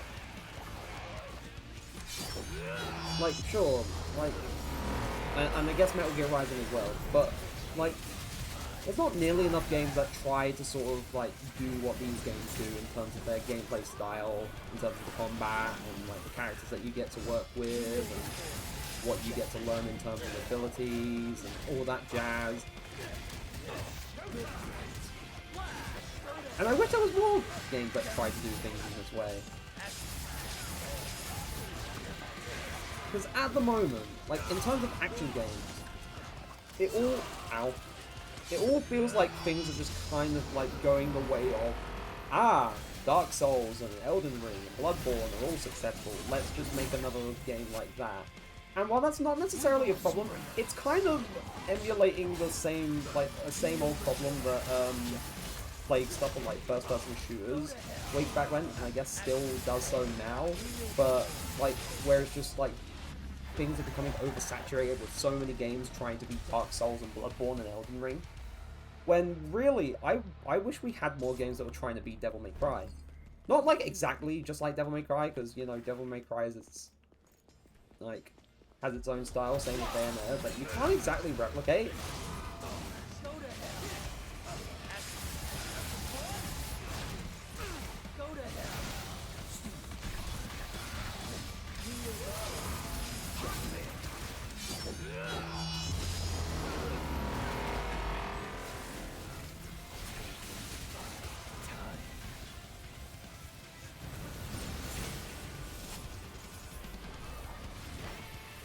And if there was like resources for learning how to make a game like Devil May Cry, then I would give it an honest to God try. Like, if there was like online tutorials or courses that are like, yeah, let's make a game that's like Devil May Cry, I would try and follow those in a heartbeat. Because unbelievably so, that would be so goddamn cool.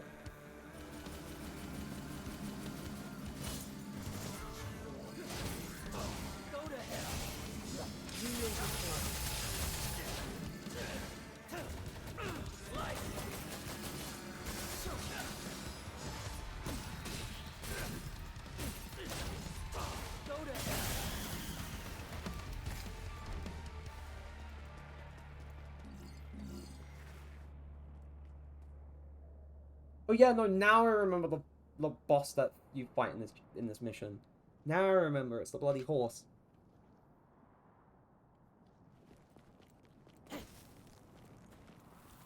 Fucking, like, Trafalgar Square looking ass. Okay, like, that's, like, look at that, that's, I know it's probably just similar to other, like, European buses, but it looks so very similar to London buses.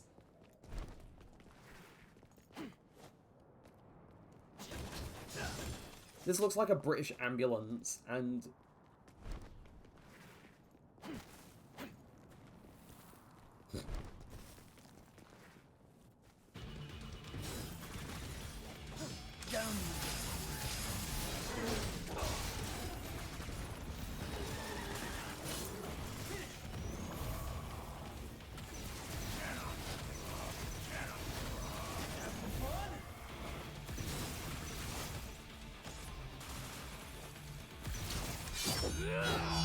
Damn it, I used it right as I got hit. Why?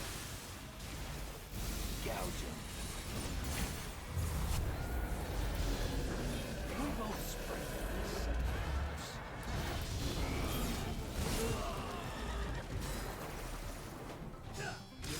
Kneel before. Jack, down you lie. Jack, kneel before. Doing this for the heal. Taking my time.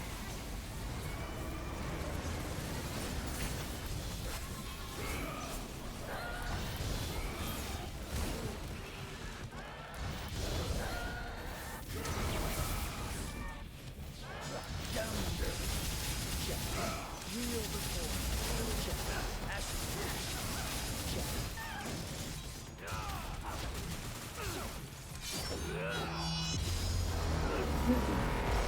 Oh, nice one.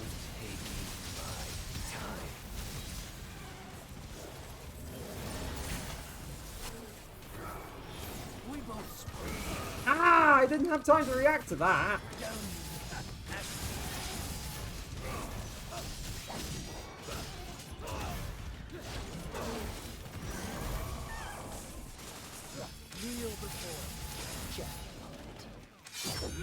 More heals is nice.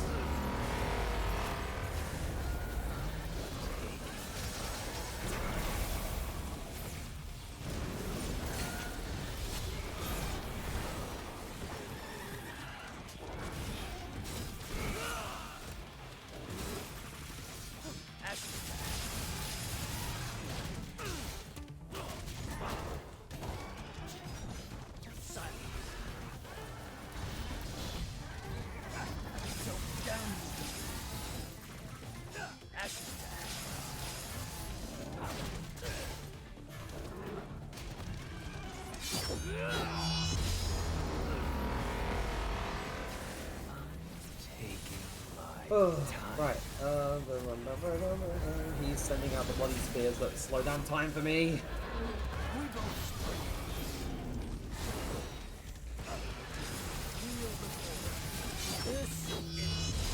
Wait, I didn't even think you could do... I didn't think you could do it in the air. I never knew you could do it in the air.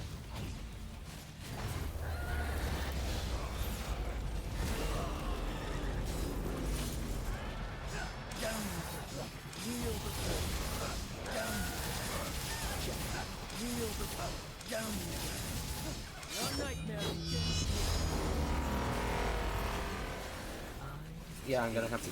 I'm definitely gonna get good use out of World of V for healing. We both spring from the same roots. Go to hell. Too slow.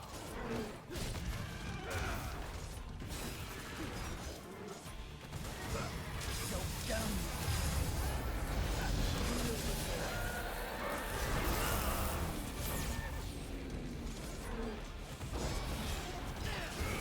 Ow.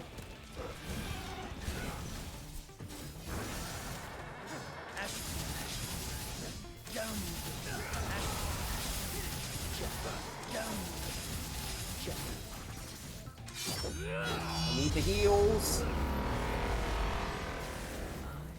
Taking my time. And every single time fucking these bloody demons just fart themselves.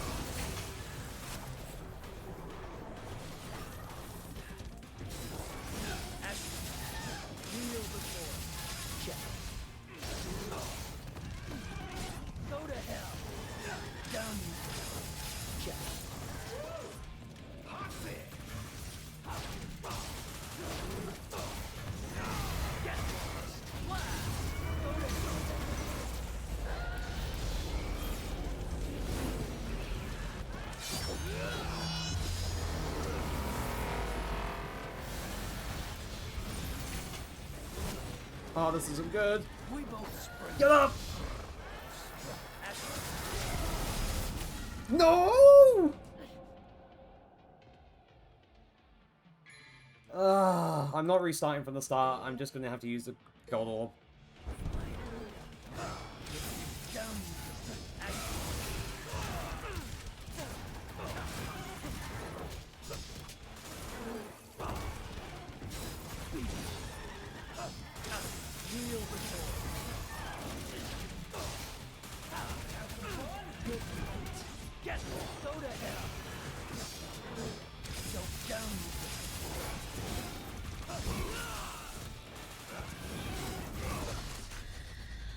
Fuck you.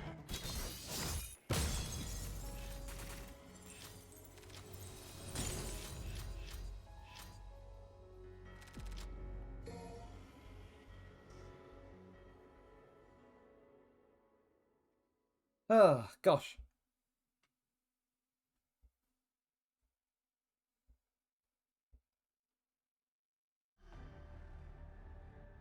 Right, this one is Big Boss, a Big Boss large boss. That's all this mission is, if I can remember. Yep, no, it's Gilgamesh. That's...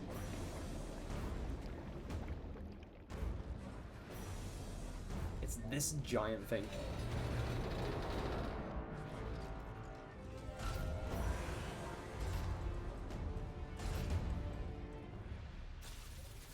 Alright.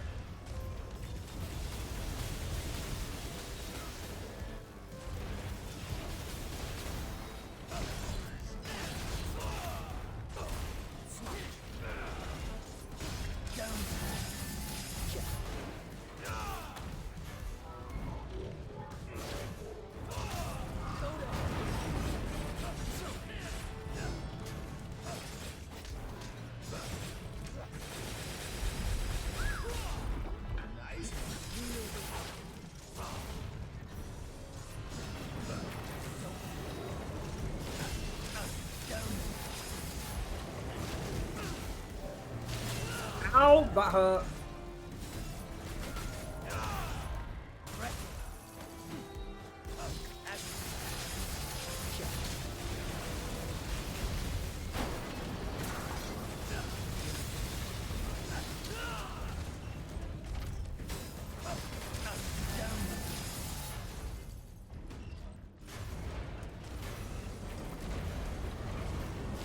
Oh, he's moving. That's why.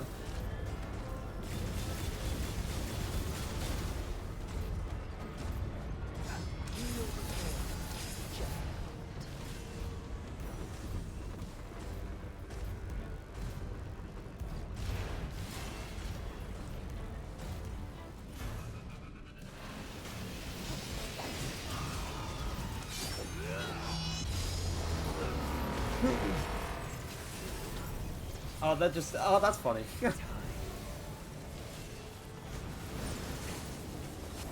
Oh, I fell straight off! Damn it!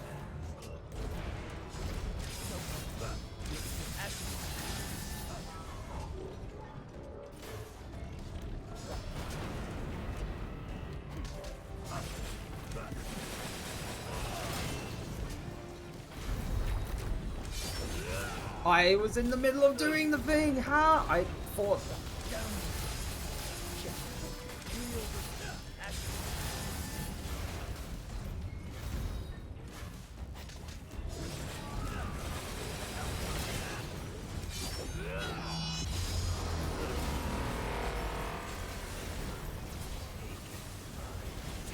It's still not going to deal that much damage, because it's not that useful.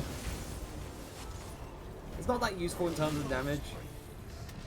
Ah, I got flattened! Fuck.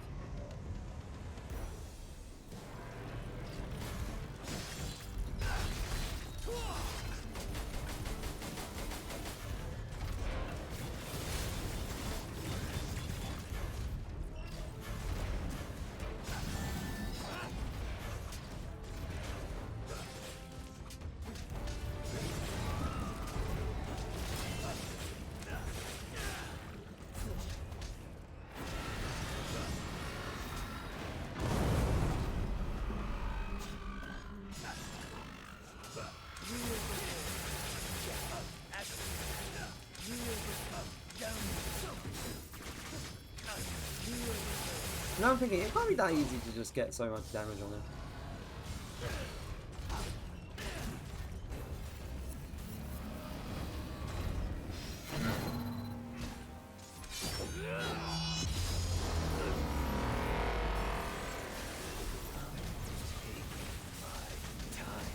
Okay, that's actually doing a bit more damage because I think I've just got in the right spot.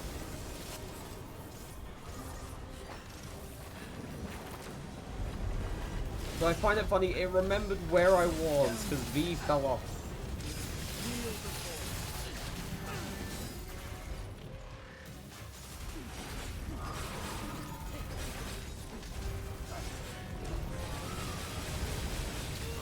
Ow.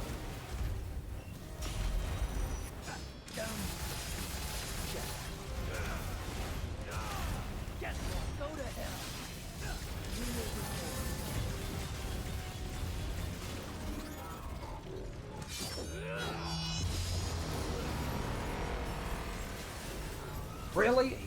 How's it? It's going pretty well. It's going pretty well still. Nice to have you here. We both spring from the same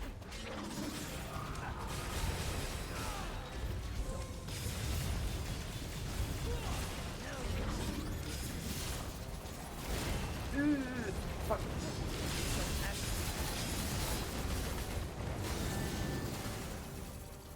Oh wait, no, I didn't need to. You just woke up from a bad nap. I hope you had a good nap though.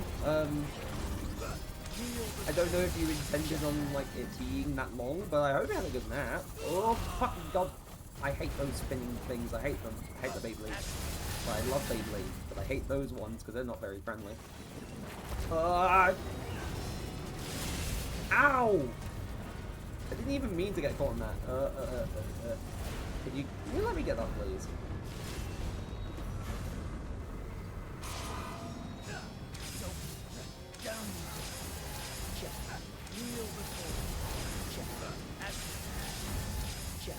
Because we woke up at oh, right. That's fair enough. At the very least, we're like all well rested and recovered, all that jazz. Oh wait, this is not what I meant to do. Do it! Oh my god, the iframes, thank you!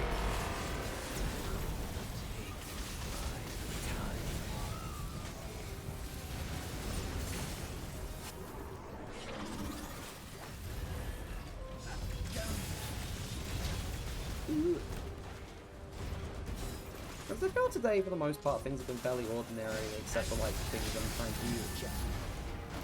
I got very lucky with the... A second later, I think I would have taken, at the very least, a lot of damage. Oh! There's that feeling when, you know, me, when.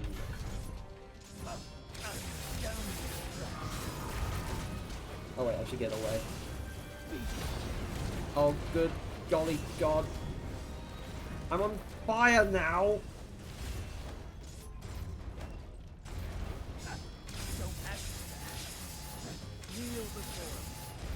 I'm just gonna do this for the heals. Oh yeah, no, it's the Vergil DLC. So you just go through the whole game, but as Vergil. So any bosses that like V or Nero or Dante fought, you just get to fight as Vergil. And Vergil is, you know, more accurate, just like he always is.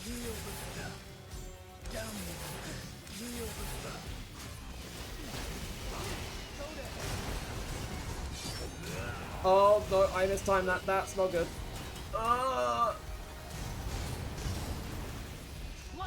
Is that where he's just going to be the whole time now? Oh no, no, no, no, no, no. Except for a slight difference. You don't fight Vergil as Vergil. You fight Dante as Vergil. Because they actually decided to, unlike like DMC V, like where you just fought like just a copy of Vergil and whatnot when you were playing through that game as Vergil. They actually made like Vergil versus Dante as like the end game for like Vergil's campaign, which is pretty cool. Though, sad thing is you don't get to fight Nero as Vergil. It's just like it would have been cool to fight Nero as Vergil, but I get the feeling because like stuff that happened maybe because of like lockdown and COVID and everything made it difficult to sort of like allocate time and resources to making sure it came out properly. So I guess they kind of went with the next best thing, just had you fight Dante twice. But you know, it's cool beans though.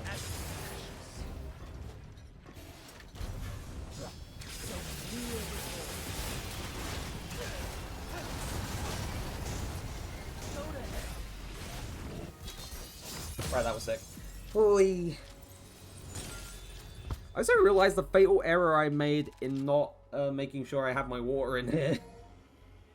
Because it is getting... I don't know what... It's...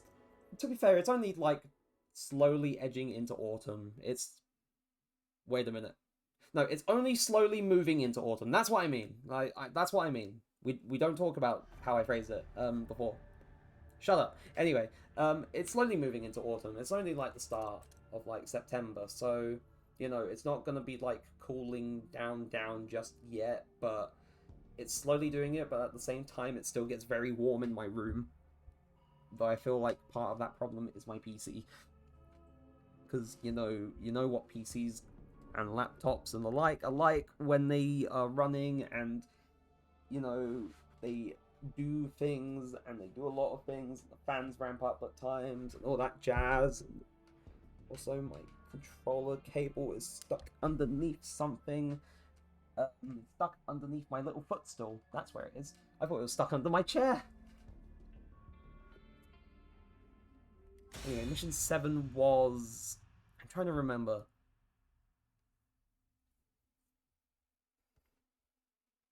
So at the moment, I am kind of melting. It kind of makes me wish I got something cold from like the shop earlier when I was like out and about. Oh well. I can make do.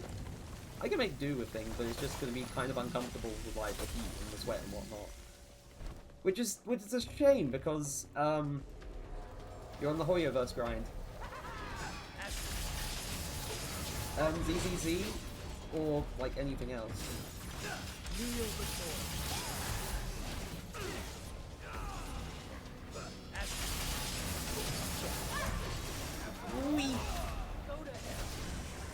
Oh goddamn.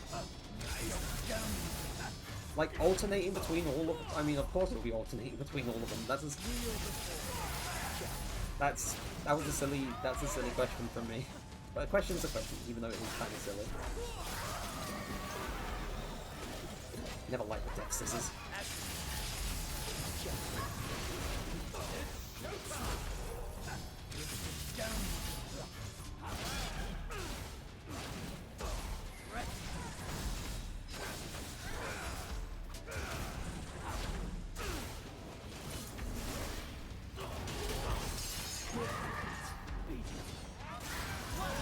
There we go! Dead.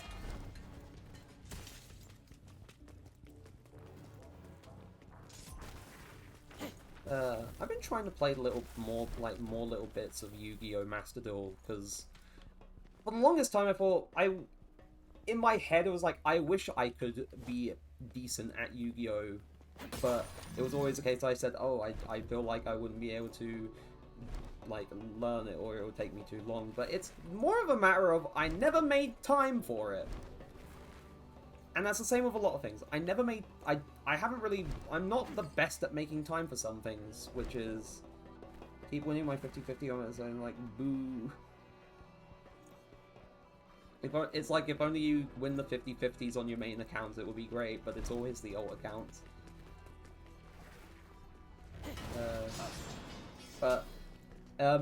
It's a lot of things, like, with some games and other things, like, outside of games, that I'm not the best at making time for, because, oh yeah, fucking London Underground looking ass signs.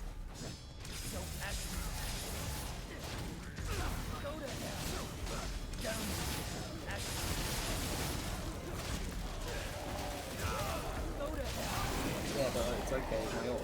Oh yeah, well, the very least it's nice that they're letting you do that.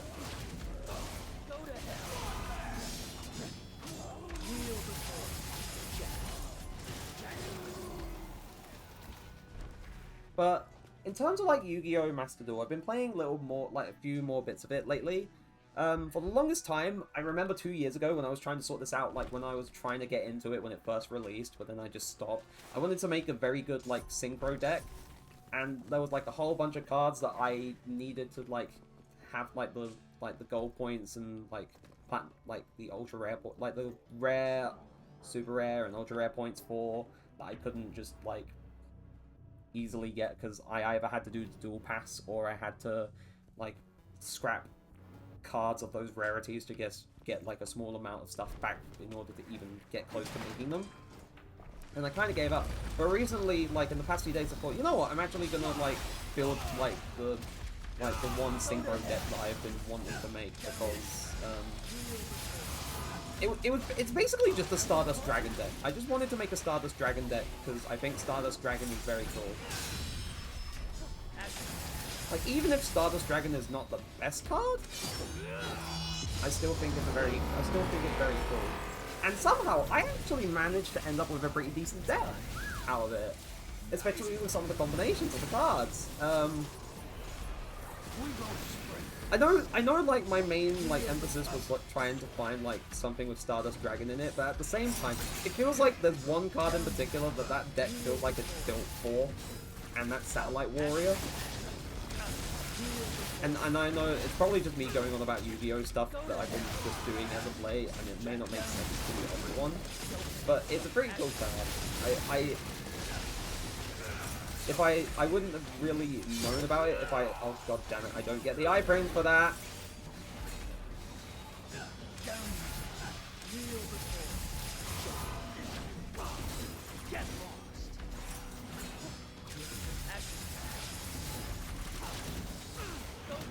Oh god damn it! I didn't get too far. I'll restart the mission. I didn't get too far, but that's kind of annoying. But, I am very much a sense of, I like my high ranks, I like my S ranks, I like getting, my points and not really dying because, you know, but...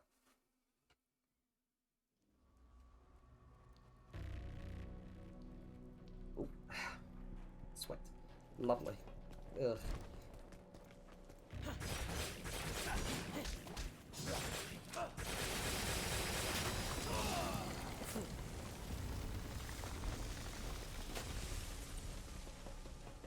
Kind of frustrating, but, you know, it is what it is.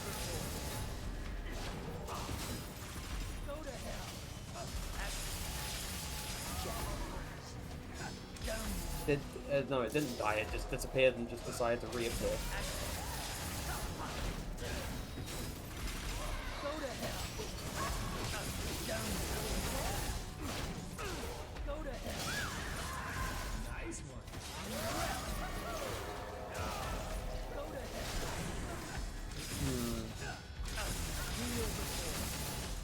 I feel like, in terms of like some mobile games, like sometimes I'm very consistent with it. And then sometimes I am the most inconsistent person you'll ever meet. One very good example of that is Fire Emblem Heroes, which I've played Fire Emblem Heroes since launch 7 years ago, which if I think about it in that span of time, that's crazy.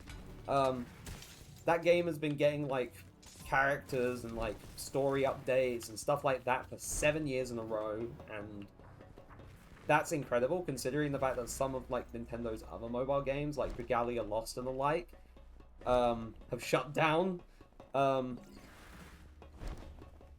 Yeah, like you did the same, but like, yeah, no, it's not for everyone. Like, I come back like in like little bursts, play it for a bit, and then stop playing again until like a month later when they release like a new like chapter in the story, and then like release like new units and stuff. But I find it crazy, like Fire Emblem Heroes is still going.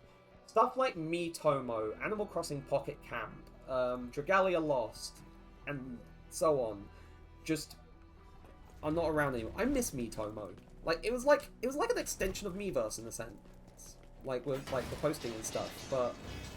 And also Tomodachi Life. It was basically just like a spiritual successor to Tomodachi Life. But, you know, it didn't do that well, and because of that they shut it down. And it definitely wasn't because of all the kind of things that people would make and post.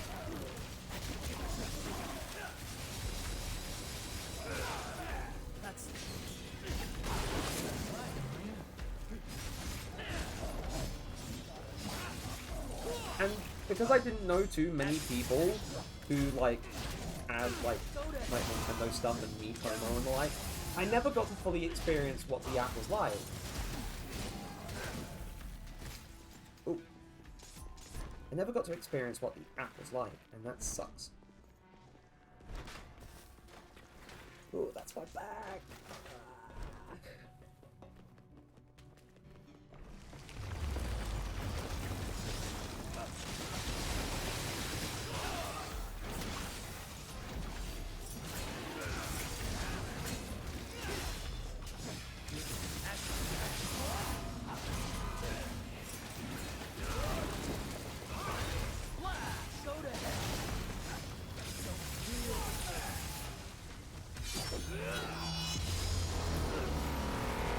I also realize now, but like often I keep seeing the enemies get auras, and I realize, like on higher difficulties, enemies get Devil Trigger.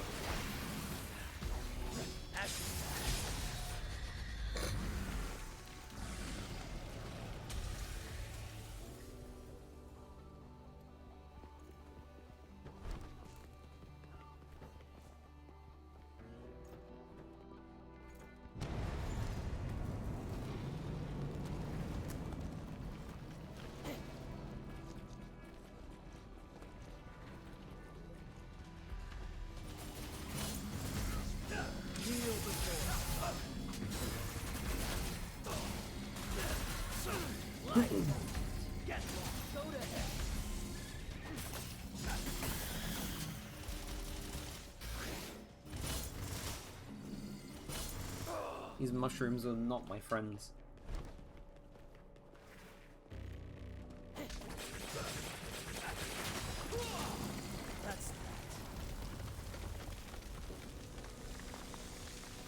Do I miss the other characters?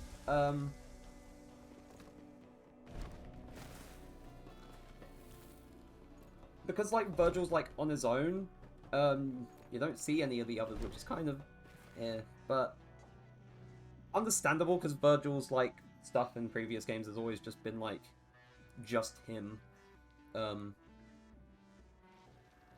But I do. Let me think. Brain think. I got nothing.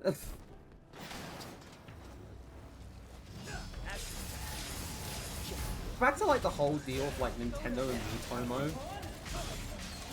Oh Jesus!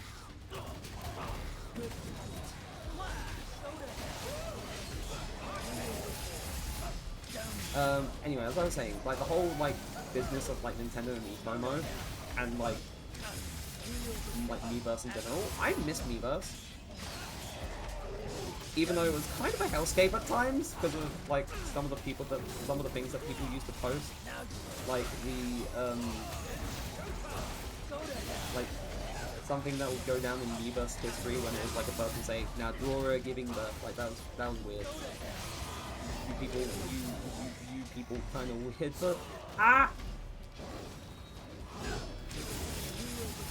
like there's a lot that I miss about Miiverse. Like I say a lot, maybe not a lot, but there is a bit that I miss about Miiverse. Like I remember like there was the Miiverse stage Smash Brothers where in Smash 4, because like when Miiverse was still around, they had the functionality like in like the character communities, you could like make a post for them and it would appear on the stage if you were playing like as someone was playing as that character, and that was cool. And I know they did bring the stage back for Ultimate, but of course you know you can't really do that, so it just kind of just didn't like nebulous space.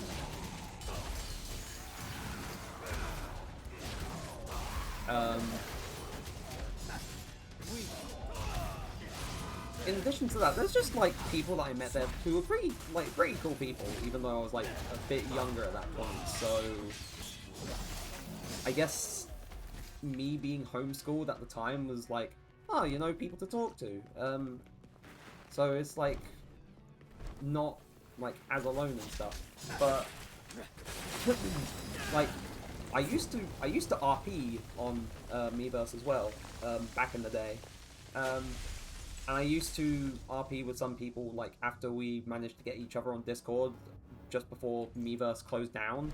Though that hasn't happened for, like, 6 years or so, which is kind of sad. I still keep my OCs around. I draw them every so often. If like you have or haven't seen that, I do that every so often.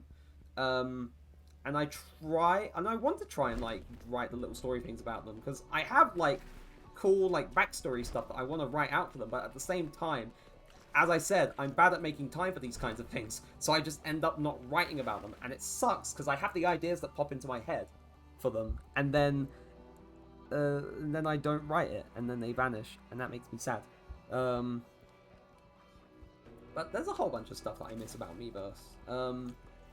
Though, fun fact about like my time on Miiverse, there was like a brief period that I didn't know about, that I got banned on Miiverse, or temporarily like restricted on Miiverse, because like because I didn't have Miiverse on like, yeah, like kind of like managing stuff is like not my forte. Like, I need someone to be able to actually like tell me stuff. Like, my brain is kind of bleh in that regard. Like, not like it didn't used to be this bad.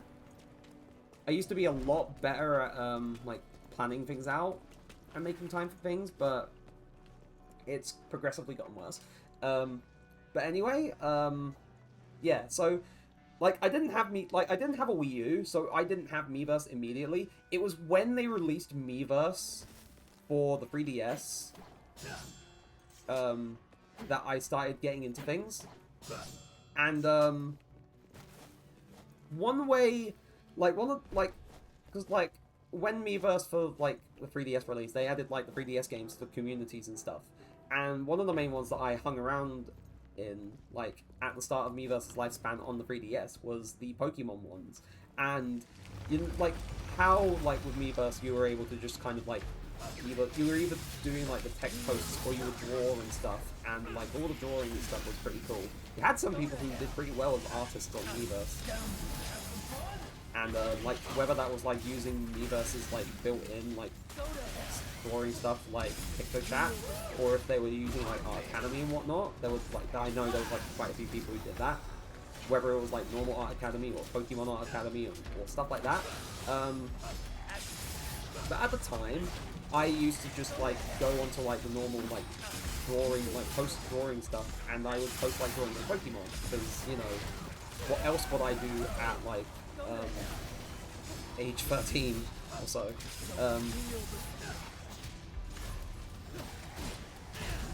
And I didn't RP at the time, so you know I didn't really do much on Miiverse. Like I would make a post every now and then, and that's about it.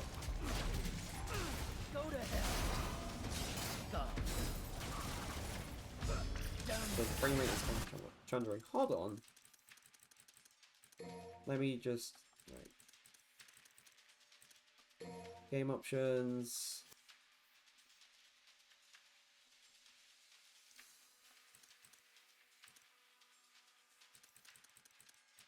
I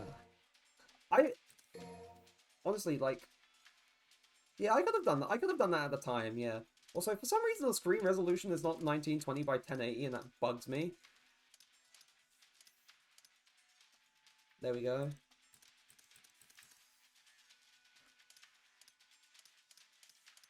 I also turned down resolution scaling. For some reason, I had that on 200%. I don't know what I was doing.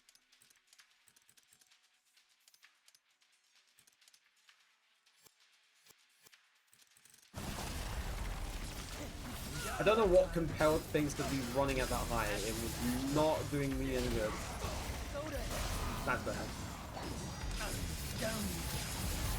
That's a bit more consistent. But anyway, I was saying, I used to just post like the little stuff on Miiverse because I didn't do too much on Miiverse, and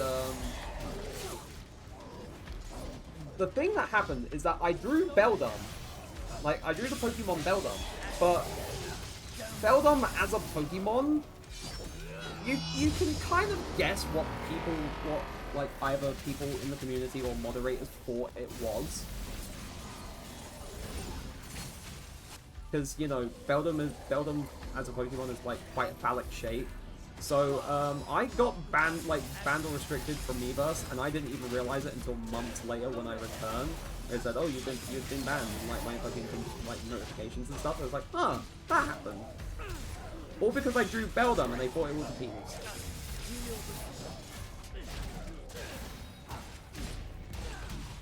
I always like telling the story about Miiverse because it's like, huh, this was unintentional. Anyway, Club Penguin. One of the bygone games of my childhood when I was younger.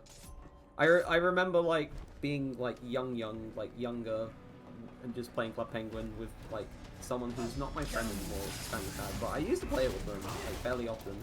But I would also just kind of do stuff by myself. Card Jitsu was like absolute banger of like a little mini game. Card Jitsu was great. I feel like the one reason I had membership was to be able to do like all the other like modes for Card Jitsu, like fire and water. Even though Card Jitsu Snow was kind of different. Card Jitsu Snow was very different for like the rest of the modes, and I don't mind it, but I wouldn't say it was necessarily like what I thought it would be. But yeah, Card Jitsu was a banger of a gameplay in Club Penguin. Not that like nothing else was great. Like I still remember the bloody pizza mini game, like the music from that mini game, like it was yesterday.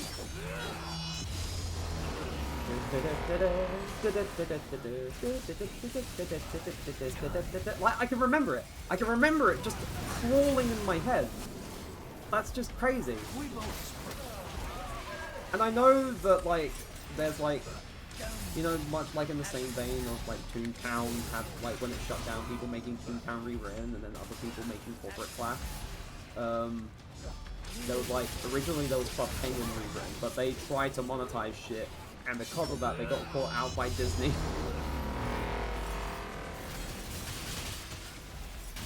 Which is kind of unfortunate, but they kind of bit the hand that fed them, in a way.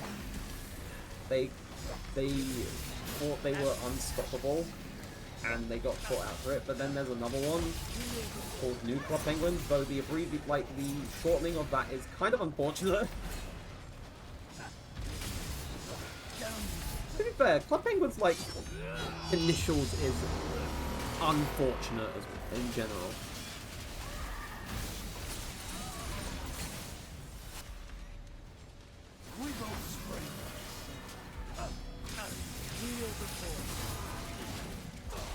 But yeah, Club Penguin, loved it when I was a kid.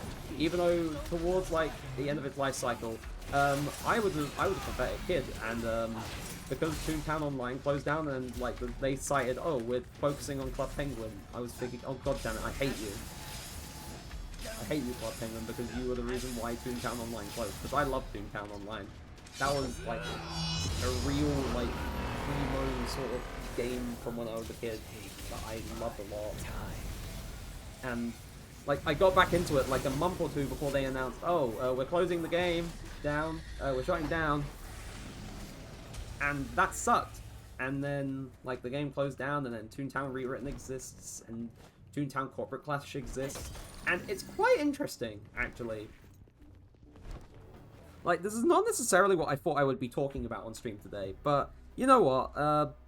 Life's full of surprises. Like, it's interesting to see, like, the different interpretations on like Toontown, like as a game, as a world, as like whatever, like the two different like servers take, because Toontown Rewritten is essentially, well, let's do it faithfully, but also let's add some things that we feel like they would have done, or we feel really should be added, and rework some things. Like that's what they do. Toontown Corporate Clash is very different in the sense of, yeah, we're going to give this, like, an actual sort of, like, this questline an actual story, and we're going to do things very different mechanically, like, in some sense, and we're not just gonna give you, like, like, the regular, like, cog bosses. We're not just going to give you those. We're also going to give you like little extra bosses that are challenging and stuff, and that's cool. I like both the interpretations and the fact that like you have one that just has like the original like music and soundtrack and stuff, and then you have the other one which tries to like has done its own spin on absolutely everything, including the soundtrack, and that's pretty cool. But yeah, no, that's just me rambling on about stuff from, like, when I was a kid and, like, what people did when they did, like, remakes of fan servers of them. Because, you know, that stuff did happen.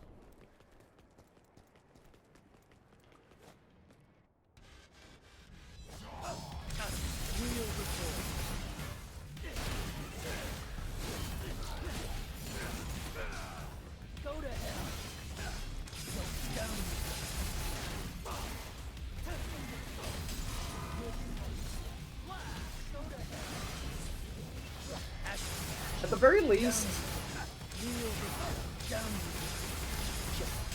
I'm doing this fight like this, and I'm not, like, playing modded Legendary Dark Knight mode. Because for modded Legendary Dark Knight mode, for some reason, this fight is just replaced with a fight against Vergil. We both spring from the same ashes.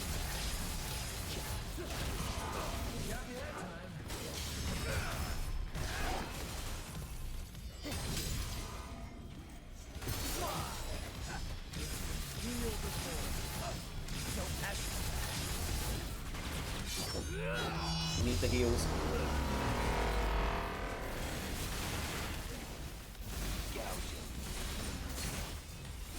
Did that kill any of them? I don't think it did. Oh god, that's... Oh, I did not mean to use Doppelganger, but I guess we're using this now.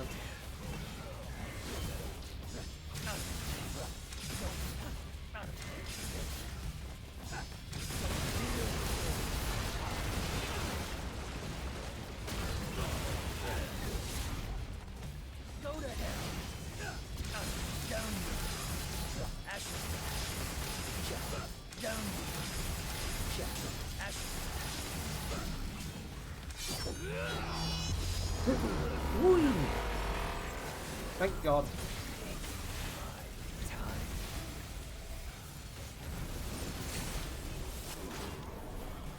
We both spring from the same. Oh, actually... Oh, no, never mind. I thought I got them.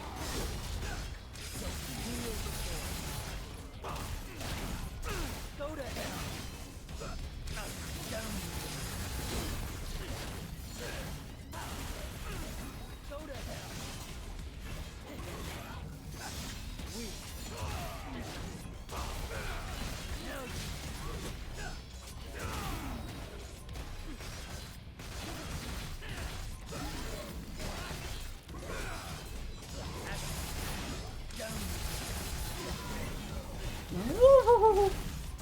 Go to hell.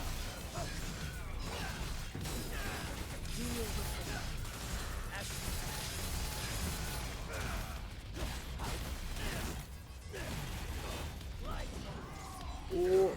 Is there any other enemies that are still here? There is one. Don't know how I missed you.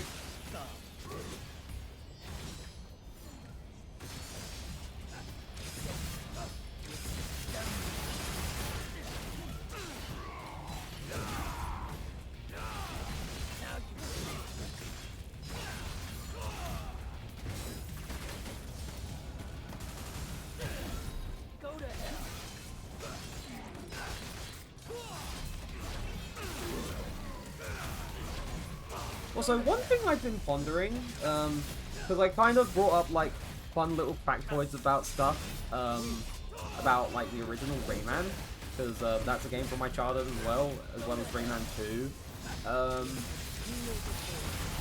While I also mentioned, like, on yesterday's stream about, oh, if I was to play, like, Rayman, like, the original Rayman, I wouldn't play the original PS1 copy because of the bullshit difficulty. But maybe if I was feeling a bit hard on myself, and I wanted to make something enjoyable, and possibly sanity draining, then maybe I would play, like, the original PS1 version of Rayman. Just for the sake of it. What the fuck? Ah, gold orb.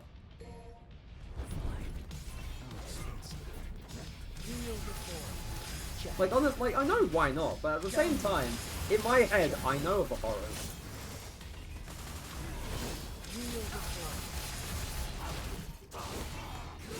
Uh-oh.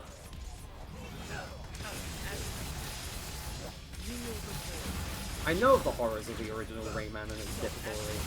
I have experienced it. I have experienced it firsthand.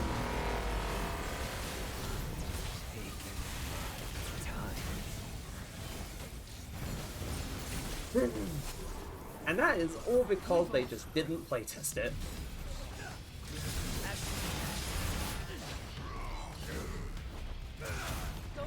Like, normally when you like have games that are like difficult, it's normally because the devs are like, oh, we want you to be able to get like the bang for your buck, and we don't want you to be able to sort of easily beat this in like a rank turn. But in the case of the original Rayman, it for people who weren't here yesterday and listened to me talking about this, I'm dropping this again. Even if you were here yesterday, I'm dropping this again. Like for the original Rayman, Ubisoft did not playtest it. No one on the dev team playtested the original Rayman. And so because of that, from like the second world onwards, it becomes excruciatingly painful to try and play through because of some of the difficult stuff it throws at you. For example, very slippery, like very narrow, slippery platforms above bottomless pits. A boss that requires you to be very strict with your timing and to basically know all of its attack patterns inside out. Other like bottomless pits and stuff, and like very like strict things that require like reflexes of a god. It's a wonder that people managed to actually beat the original Rayman because of how difficult it could be.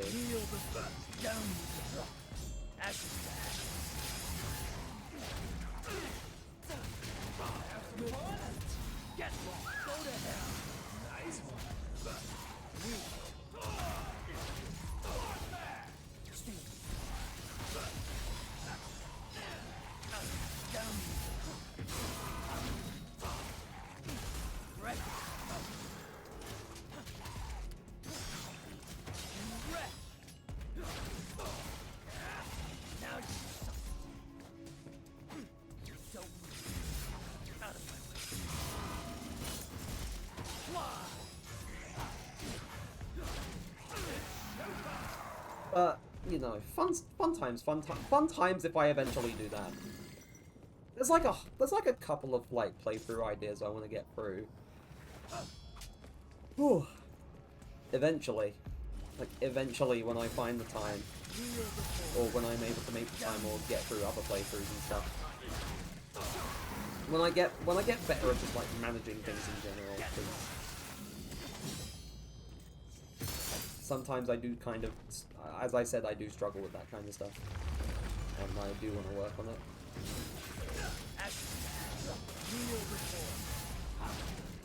Like, the thing is, none of them knew how difficult it was. It's funny. It's funny you say that, because none of the devs knew how difficult it was, because none of them had laid a finger on playtesting it. And because of that, it was, so much of the game is just difficult, and you can definitely tell that there's a distinct difference between like how Rayman 1 was handled and how Rayman 2 was handled. Got me that time.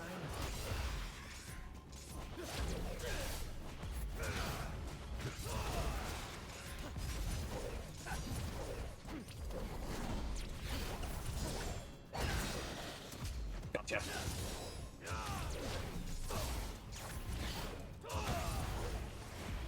I hate these things. These things require such strict timing.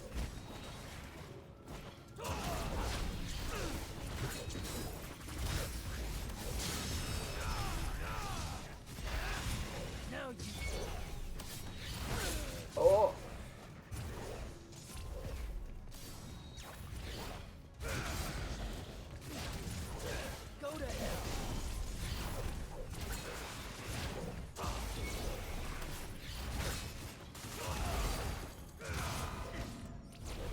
Oh, he's got his devil trigger.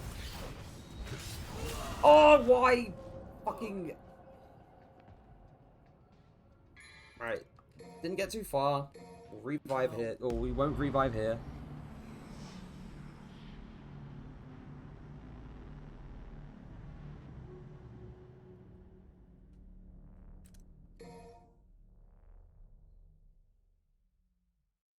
Yeah, timing and stuff is kind of an issue with me.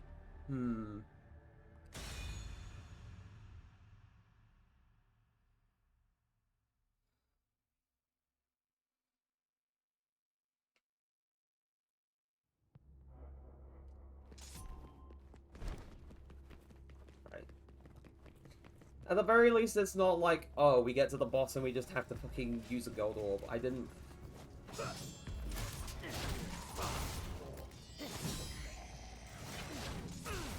But that enemy is annoying because of how it behaves. And how it's like, oh yeah, it will just be like impervious to most of the attacks, and it will just keep teleporting and just going invisible until you've managed to stun it, and then it just does it, stops it briefly, and then it just goes again. But yeah, there was a very big difference between how, like, between Rayman 1's difficulty and Rayman 2's, and that's funny. Also, Rayman 2 is just a great game as well.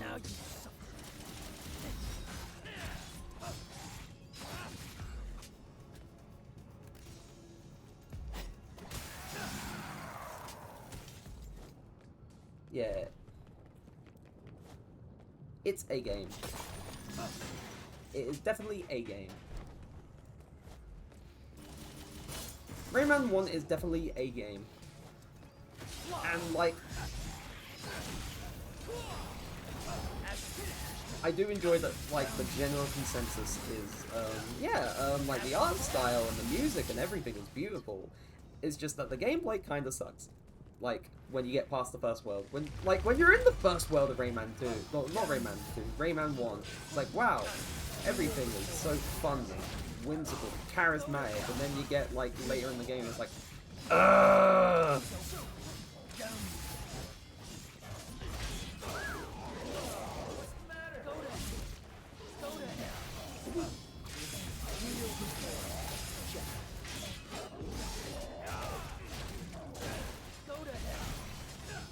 There's definitely, like, a whole bunch of stuff that I would like to just kind of do, just as, like, on the stream, or maybe eventually when I make time for it, just, like, record it, because that would be cool.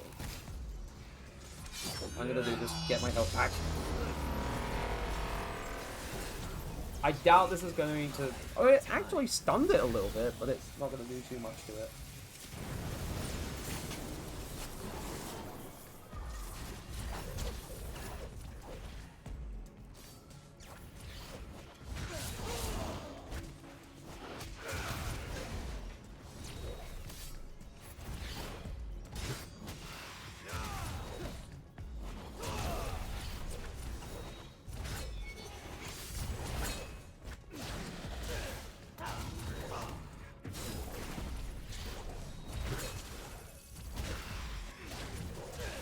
It's all about patience. Ah!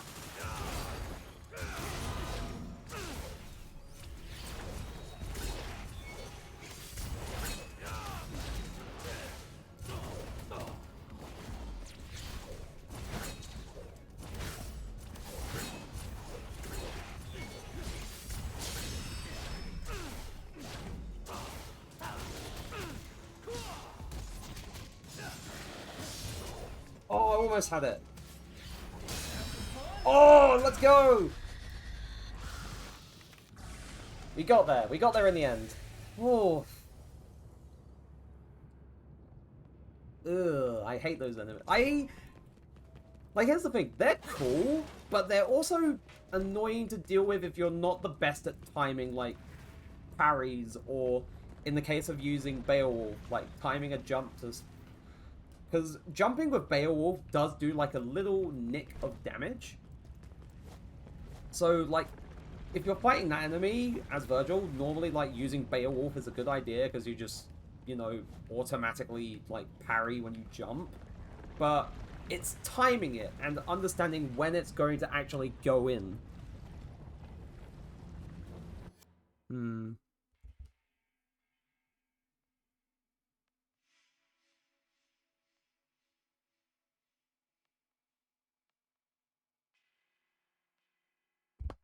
Alright, just checking the thing. It's...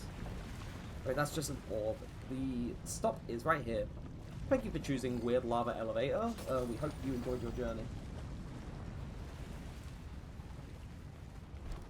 I mean, it's kind of difficult for me to, like, listen to Nightbot in that regard, because at the moment I just do not have, my water with me. You know what, actually, I'm going to quickly go grab it. I'll be back in a moment. It won't be too long. I'm just going to grab my water from outside of my room. So yeah, I will be a moment. Whoops.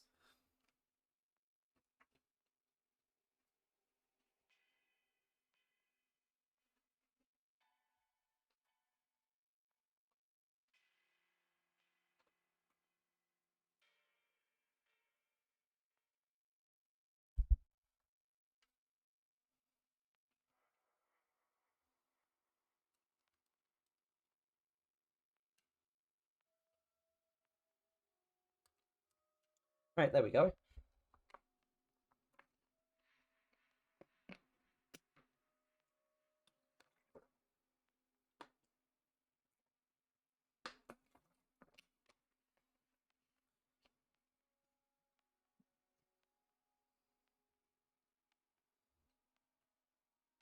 Ah, there we go. That is much better. Oy. I needed that. I actually needed that because it was kind of... Is that point of first where you kind of like lose a little bit of concentration because you're so distracted by how thirsty you are?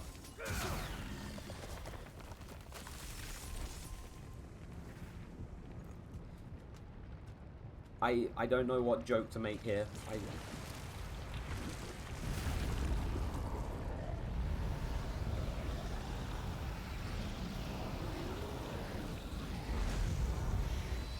Something can be said here.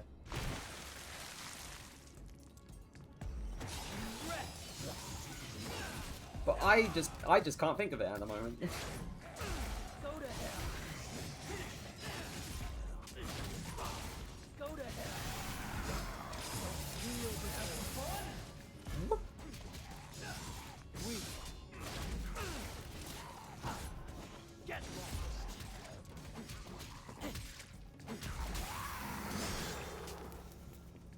Well, that was awkward.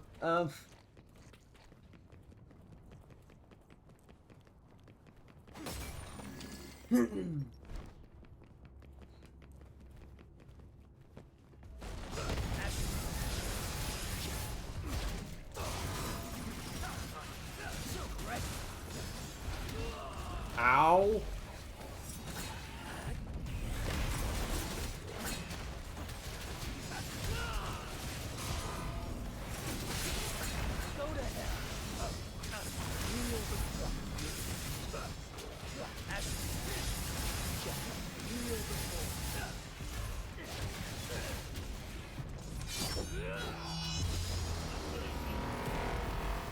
Oh, that's kind of funny. Oh, god damn it. It just cancelled the animation for World of V. That's funny.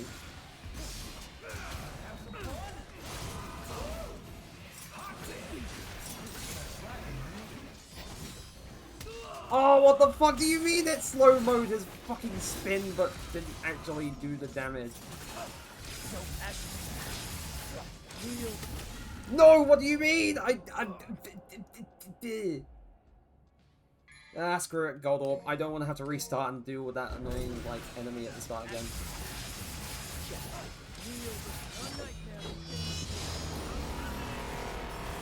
Though I always thought I had to only be on the ground to use World of V. Like, I learned today that you can actually use it in the air. I guess I never read it. Or I forgot that you could, and I always just... Oh.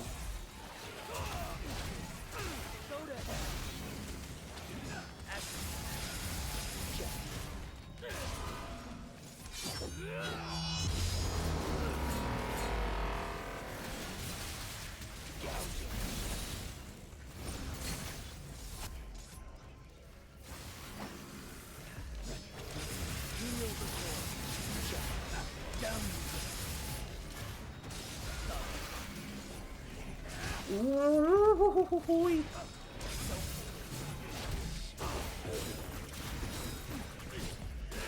Go to hell.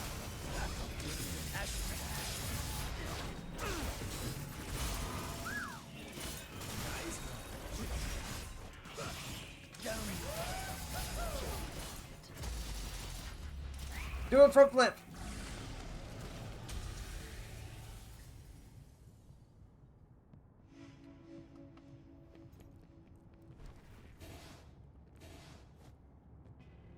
Right. That happened. Well, we get on. We get on.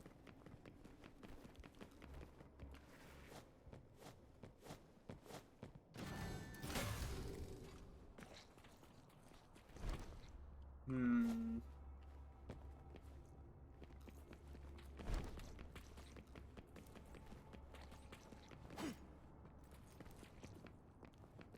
That's just a thing, that's it. It's not, it doesn't do it. Oh, wait, no, now it's oh, no, never mind, it's this thing.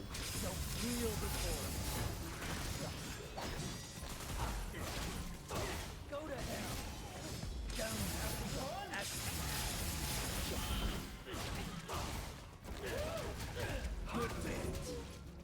Go to hell. Down. Lights.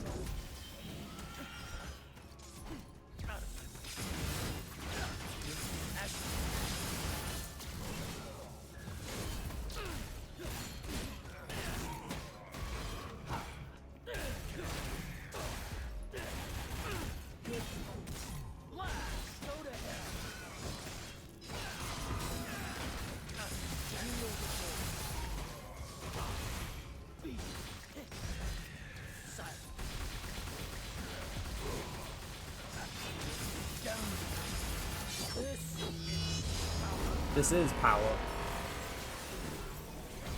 We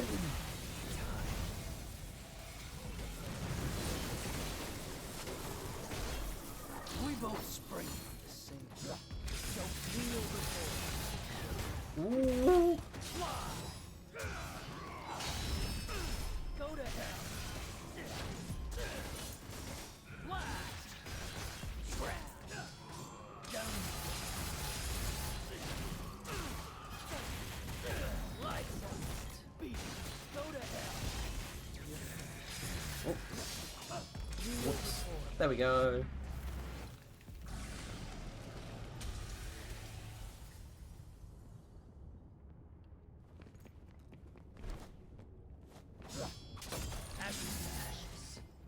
I know that this... I know it's, like, not overly long, but at the same time, it's a lot of, like, going up the glide path. Oh, yep, no, here we are. We're not too far from, like, fighting Eurozone again.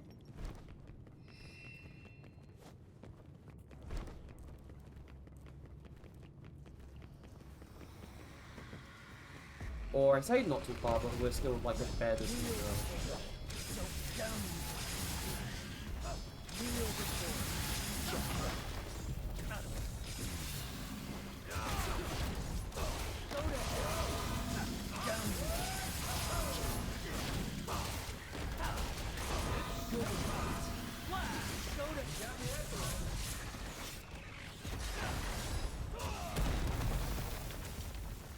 Oh, really?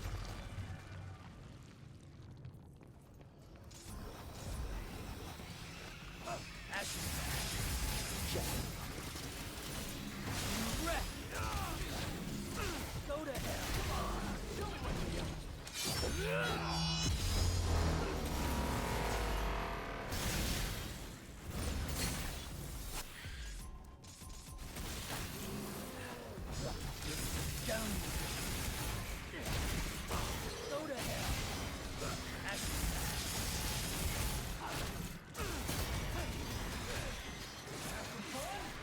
Oh my god, I'm getting absolutely mobbed!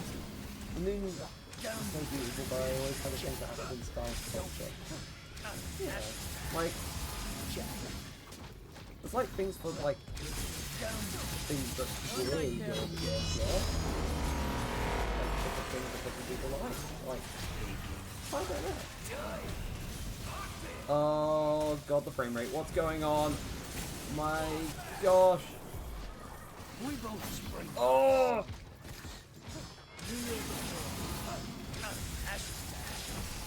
Down you I don't like the two tongues on that thing. I don't want to know what those tongues do. Like, come on. We're on Twitch. You don't need the tongues out there. Right.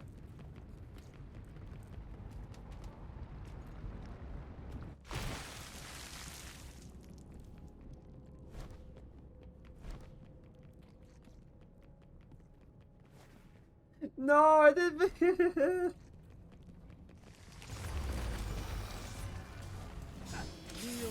It's just that it's got its tongues out on Twitch.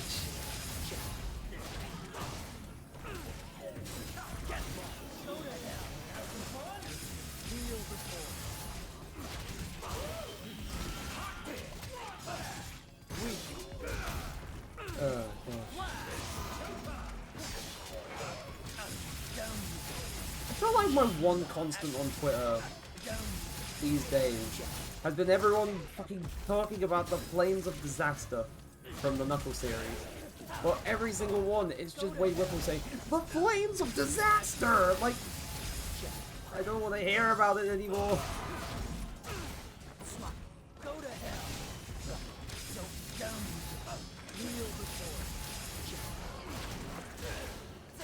I don't want to hear about the Flames of Disaster anymore. I don't want to hear about Wade anymore. Down you kneel before. Right, so there's this one clip from the Knuckles TV series that everyone just keeps making edits of, and it's of the character Wade just saying, like, yelling out the Flames of Disaster, but it's like people keep editing it in like different like media and different contexts, and it's like, oh my god, this is basically all it's been. Aside from like posts about Gravity Falls that I've been getting because like a friend of mine has been rewatching the show and liking a lot of posts and stuff about it. And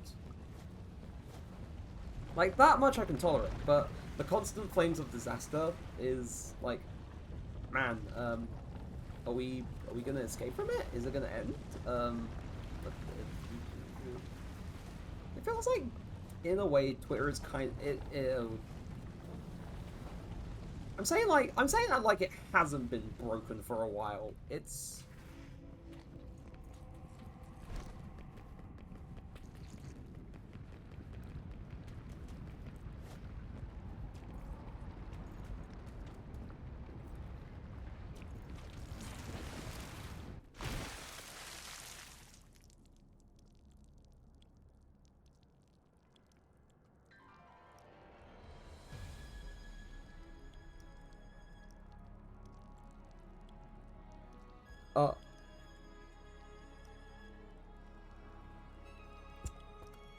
just checking a notification I got on Discord and mobile, but right, we're back up here. How the fuck do you get the bloody mobile Devil May Cry into the giant Clyfoff tree? How do you get it into the giant tree? I don't understand how you do it, Nico. Go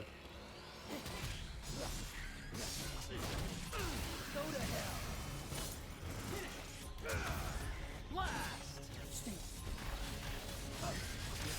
Down you. Go to hell.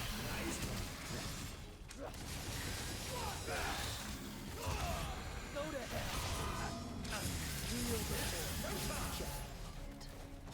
Down you. Is that all of them? I think it is. Yeah.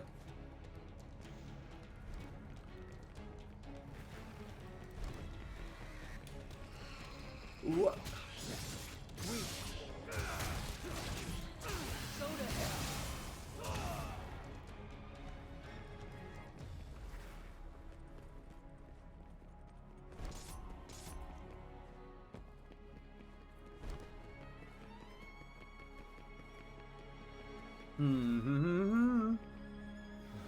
Right, and now we fight against Eurozone again.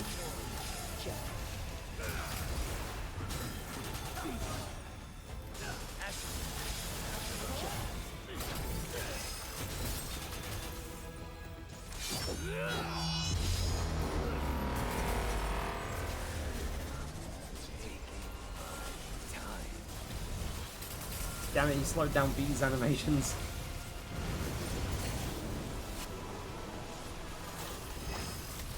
Oh, okay, hello.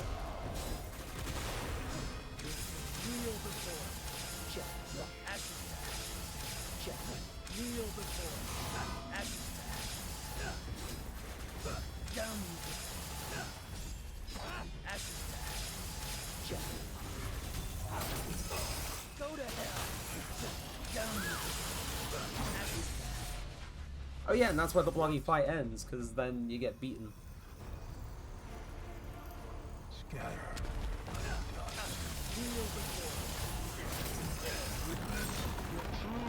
Or he actually just stands up out of the chair.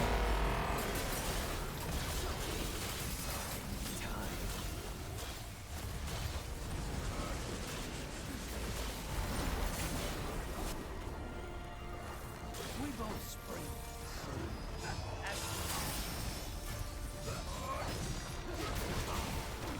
Ah, Vergil!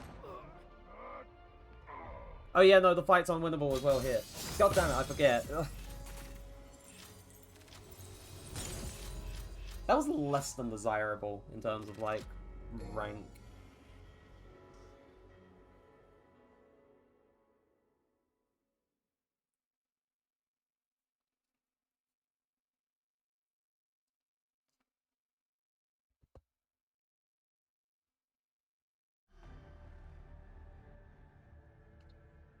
Oh. Right. Yeah, could have won, but it's very hard. But it's also one of those fights where it's just designed for you to lose.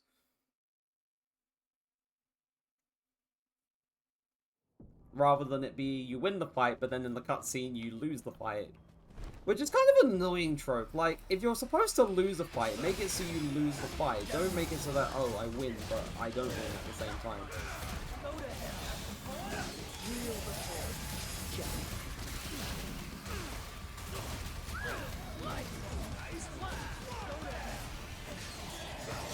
Unless we're talking about the prologue, in which case there is like another ending you can get for the game if you manage to beat the prologue. And that's funny.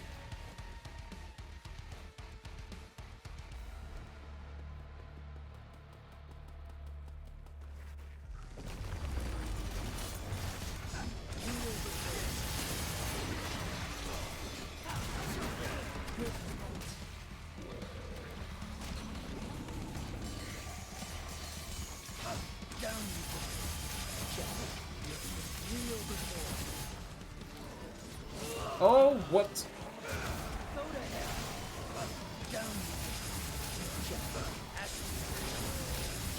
He's right under me, isn't he? Oh.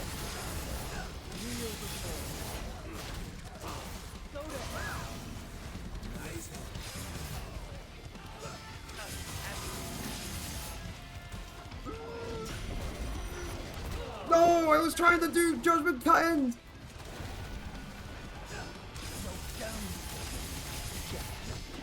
No, I got hit right at the bloody top!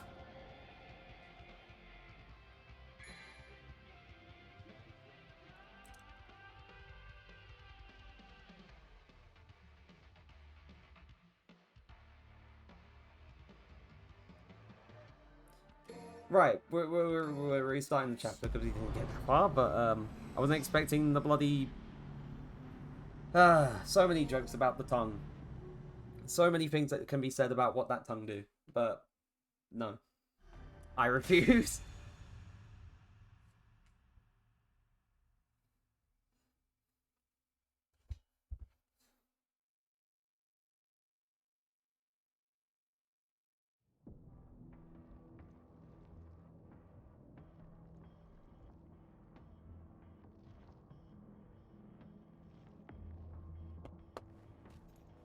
Right.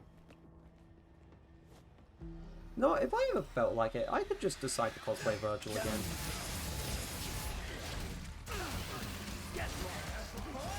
Because it is one of my favorites. It was one of my favorite cosplays ever. Even though I've only been, like, doing it for, like, 3 years.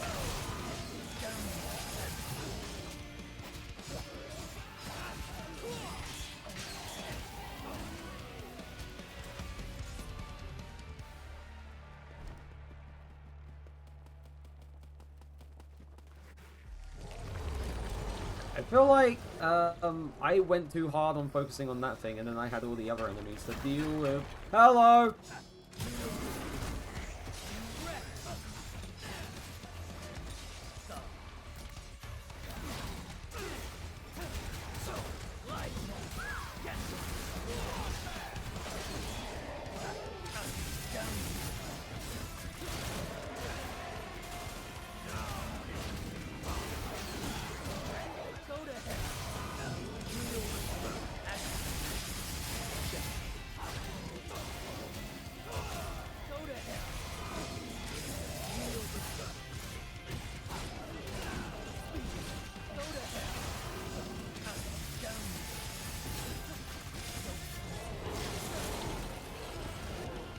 Oh no, I got stuck in the animation!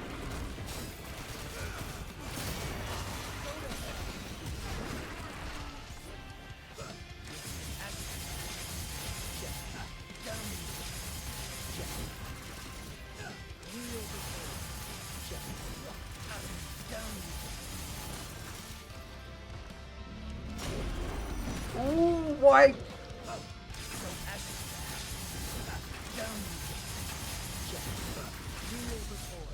It's just my safe option, goddammit.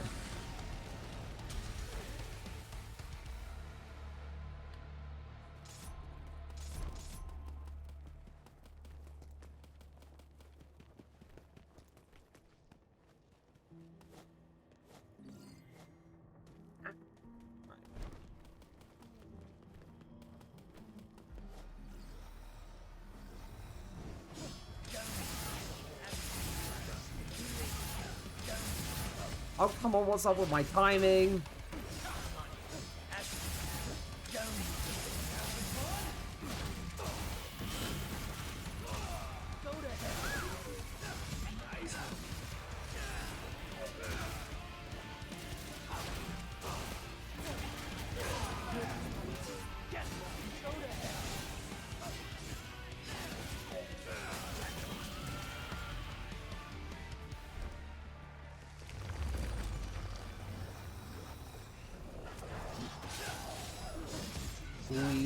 Hello.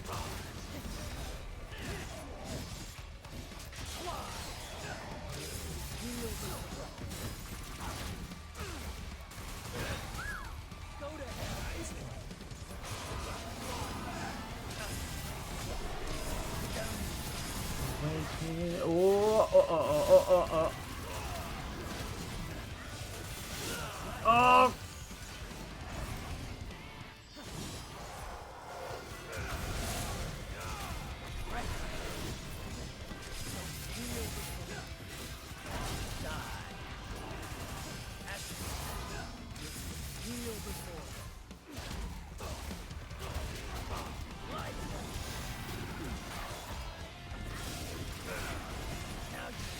Oh, why did I do that? I'm just gonna get this for the little heal.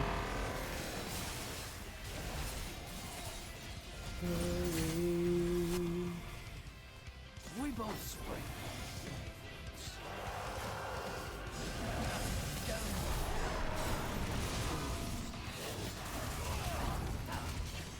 Ooh!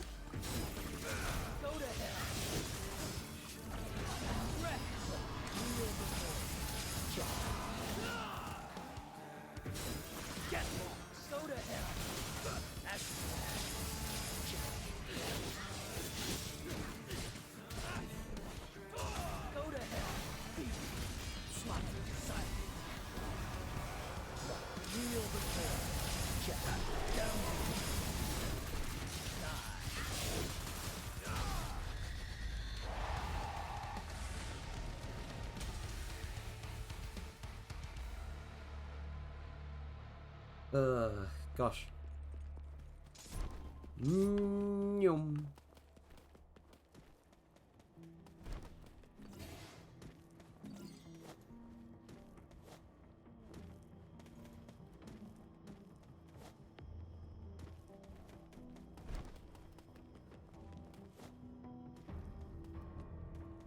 I do forget how long some of the missions are. Like, I know it's not like super long, but We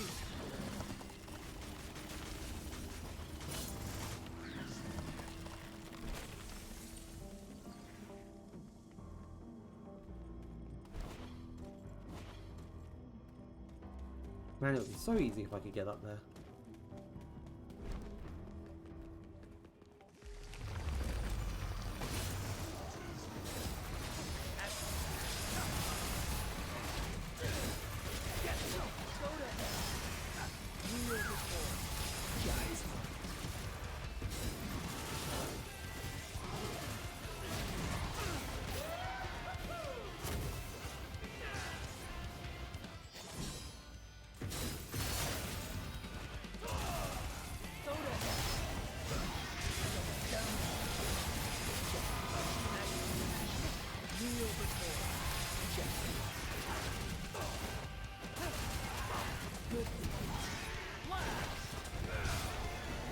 Oh, he gone.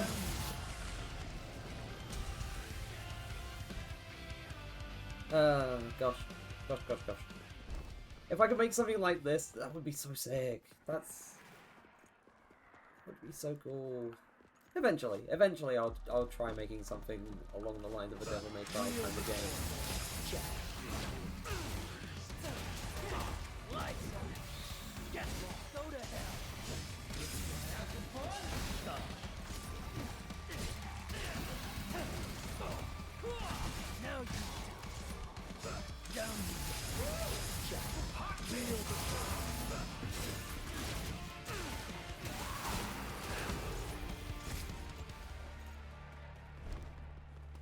I know there's something in... Yeah, there are enemies in this room.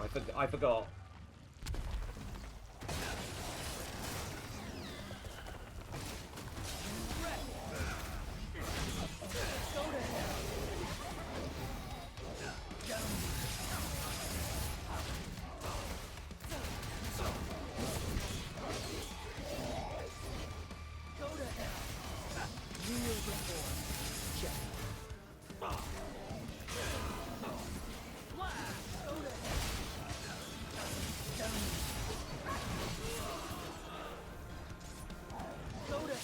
No!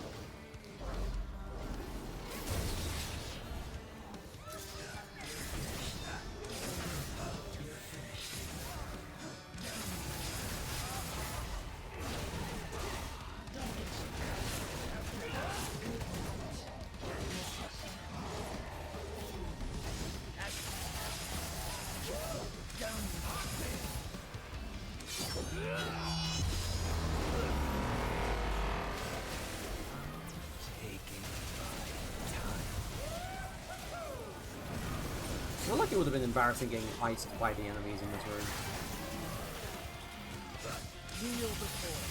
Even though Depth Scissors was kind of annoying.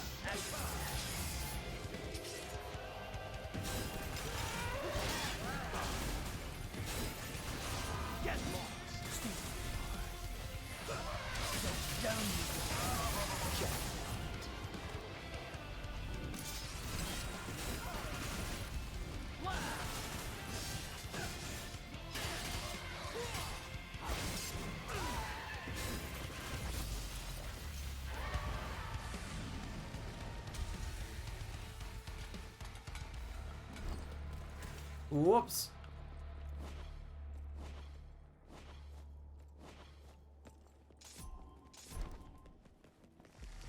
Is that... it's another group, right?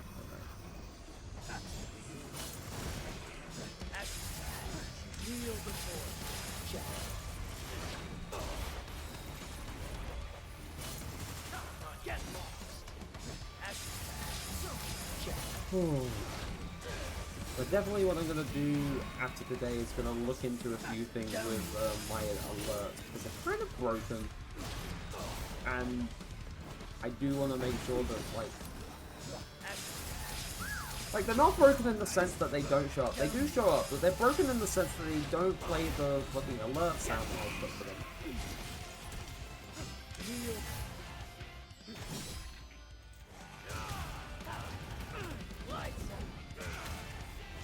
And for some reason, the sound doesn't come through for me on, like, OBS, when it normally is supposed to.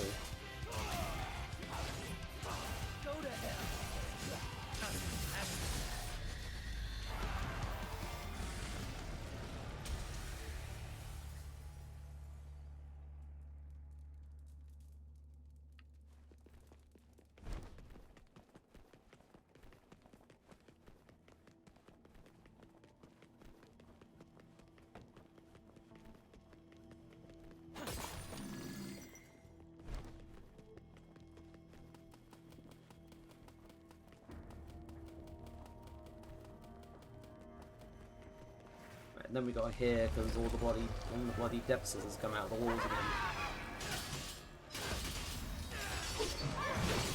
Oh.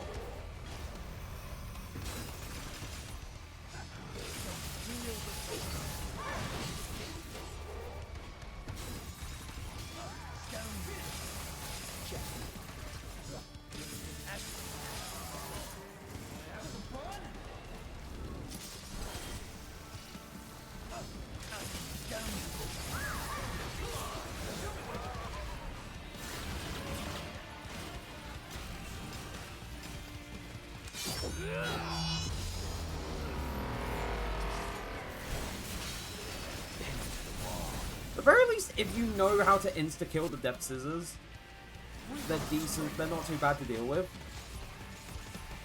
Because you can insta-kill them, you can just like break their scissors and as soon as you like shoot them with like one projectile, they're dead.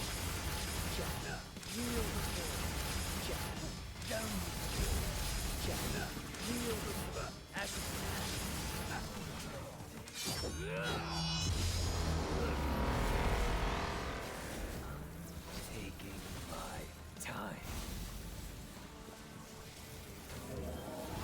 Just like these dudes are mildly annoying. Ah! What the fuck? Why did you put me in a position where they could hit me?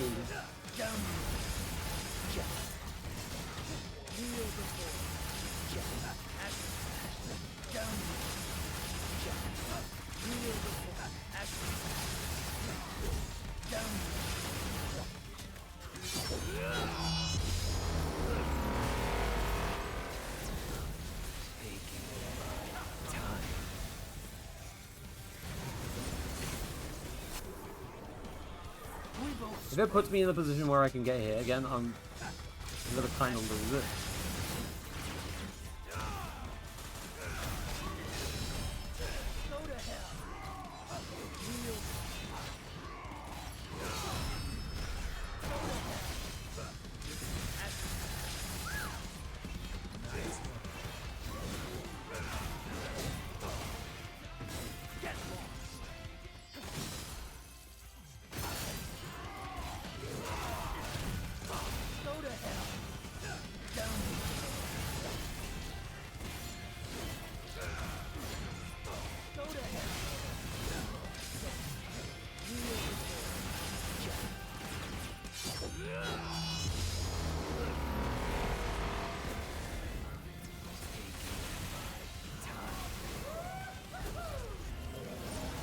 Problem is that these guys are just so defensive.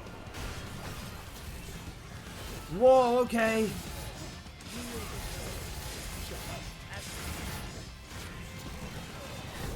Whoa, whoa, whoa, whoa, whoa.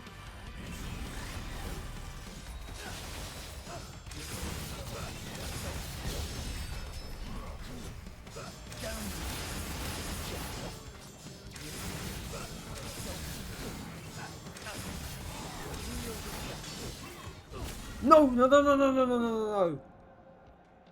I'm not redoing this all from the start again. I'm just going to use a gold orb for crying out loud. I will not.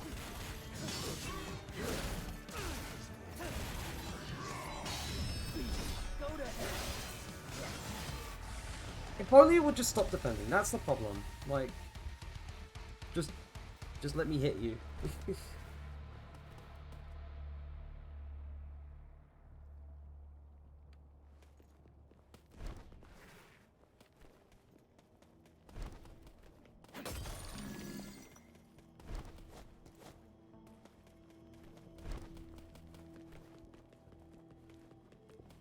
Oh, gosh.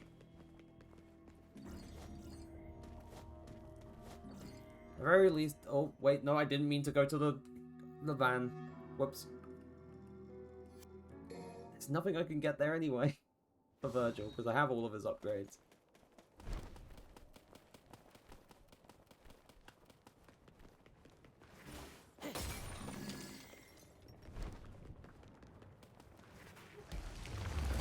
Nobody? Human hearts.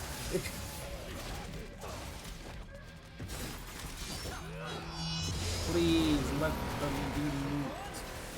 Never mind, I guess it's a close second.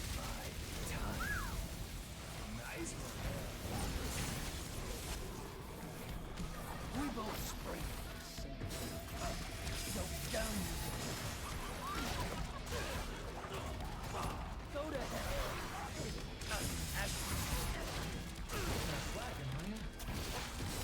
Get lost. Go to hell. Kneel before.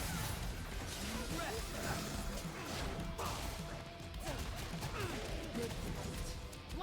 Go to hell. Get lost. Go to hell.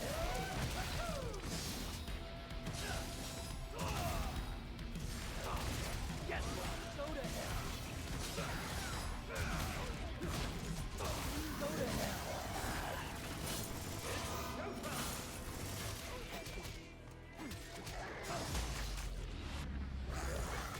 Whew, that took a while. But we got there. We got there in the end. Still got an A rank at the very least, but it kind of sucks that we didn't get the S. Oh well. It is what it is. It is what it is.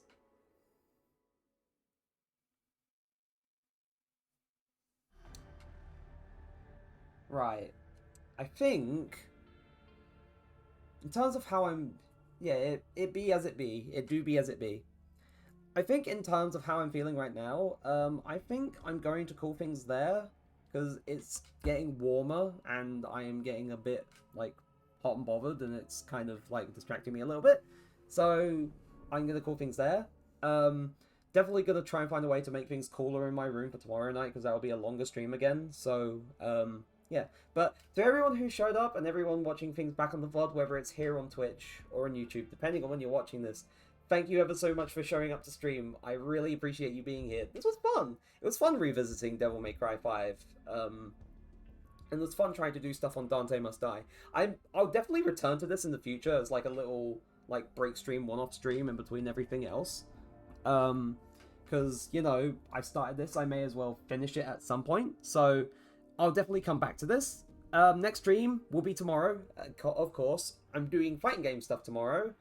I'll be starting off with Guilty Gear Strive as like my little warm-up game, because that's the fighting game I play the most.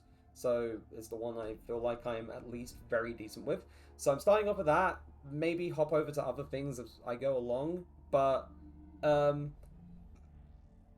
is what is on the agenda for tomorrow. But that should be cool and funs. Anyway, once again, thank you ever so much. I really appreciate you being here. And as always, I will see you all again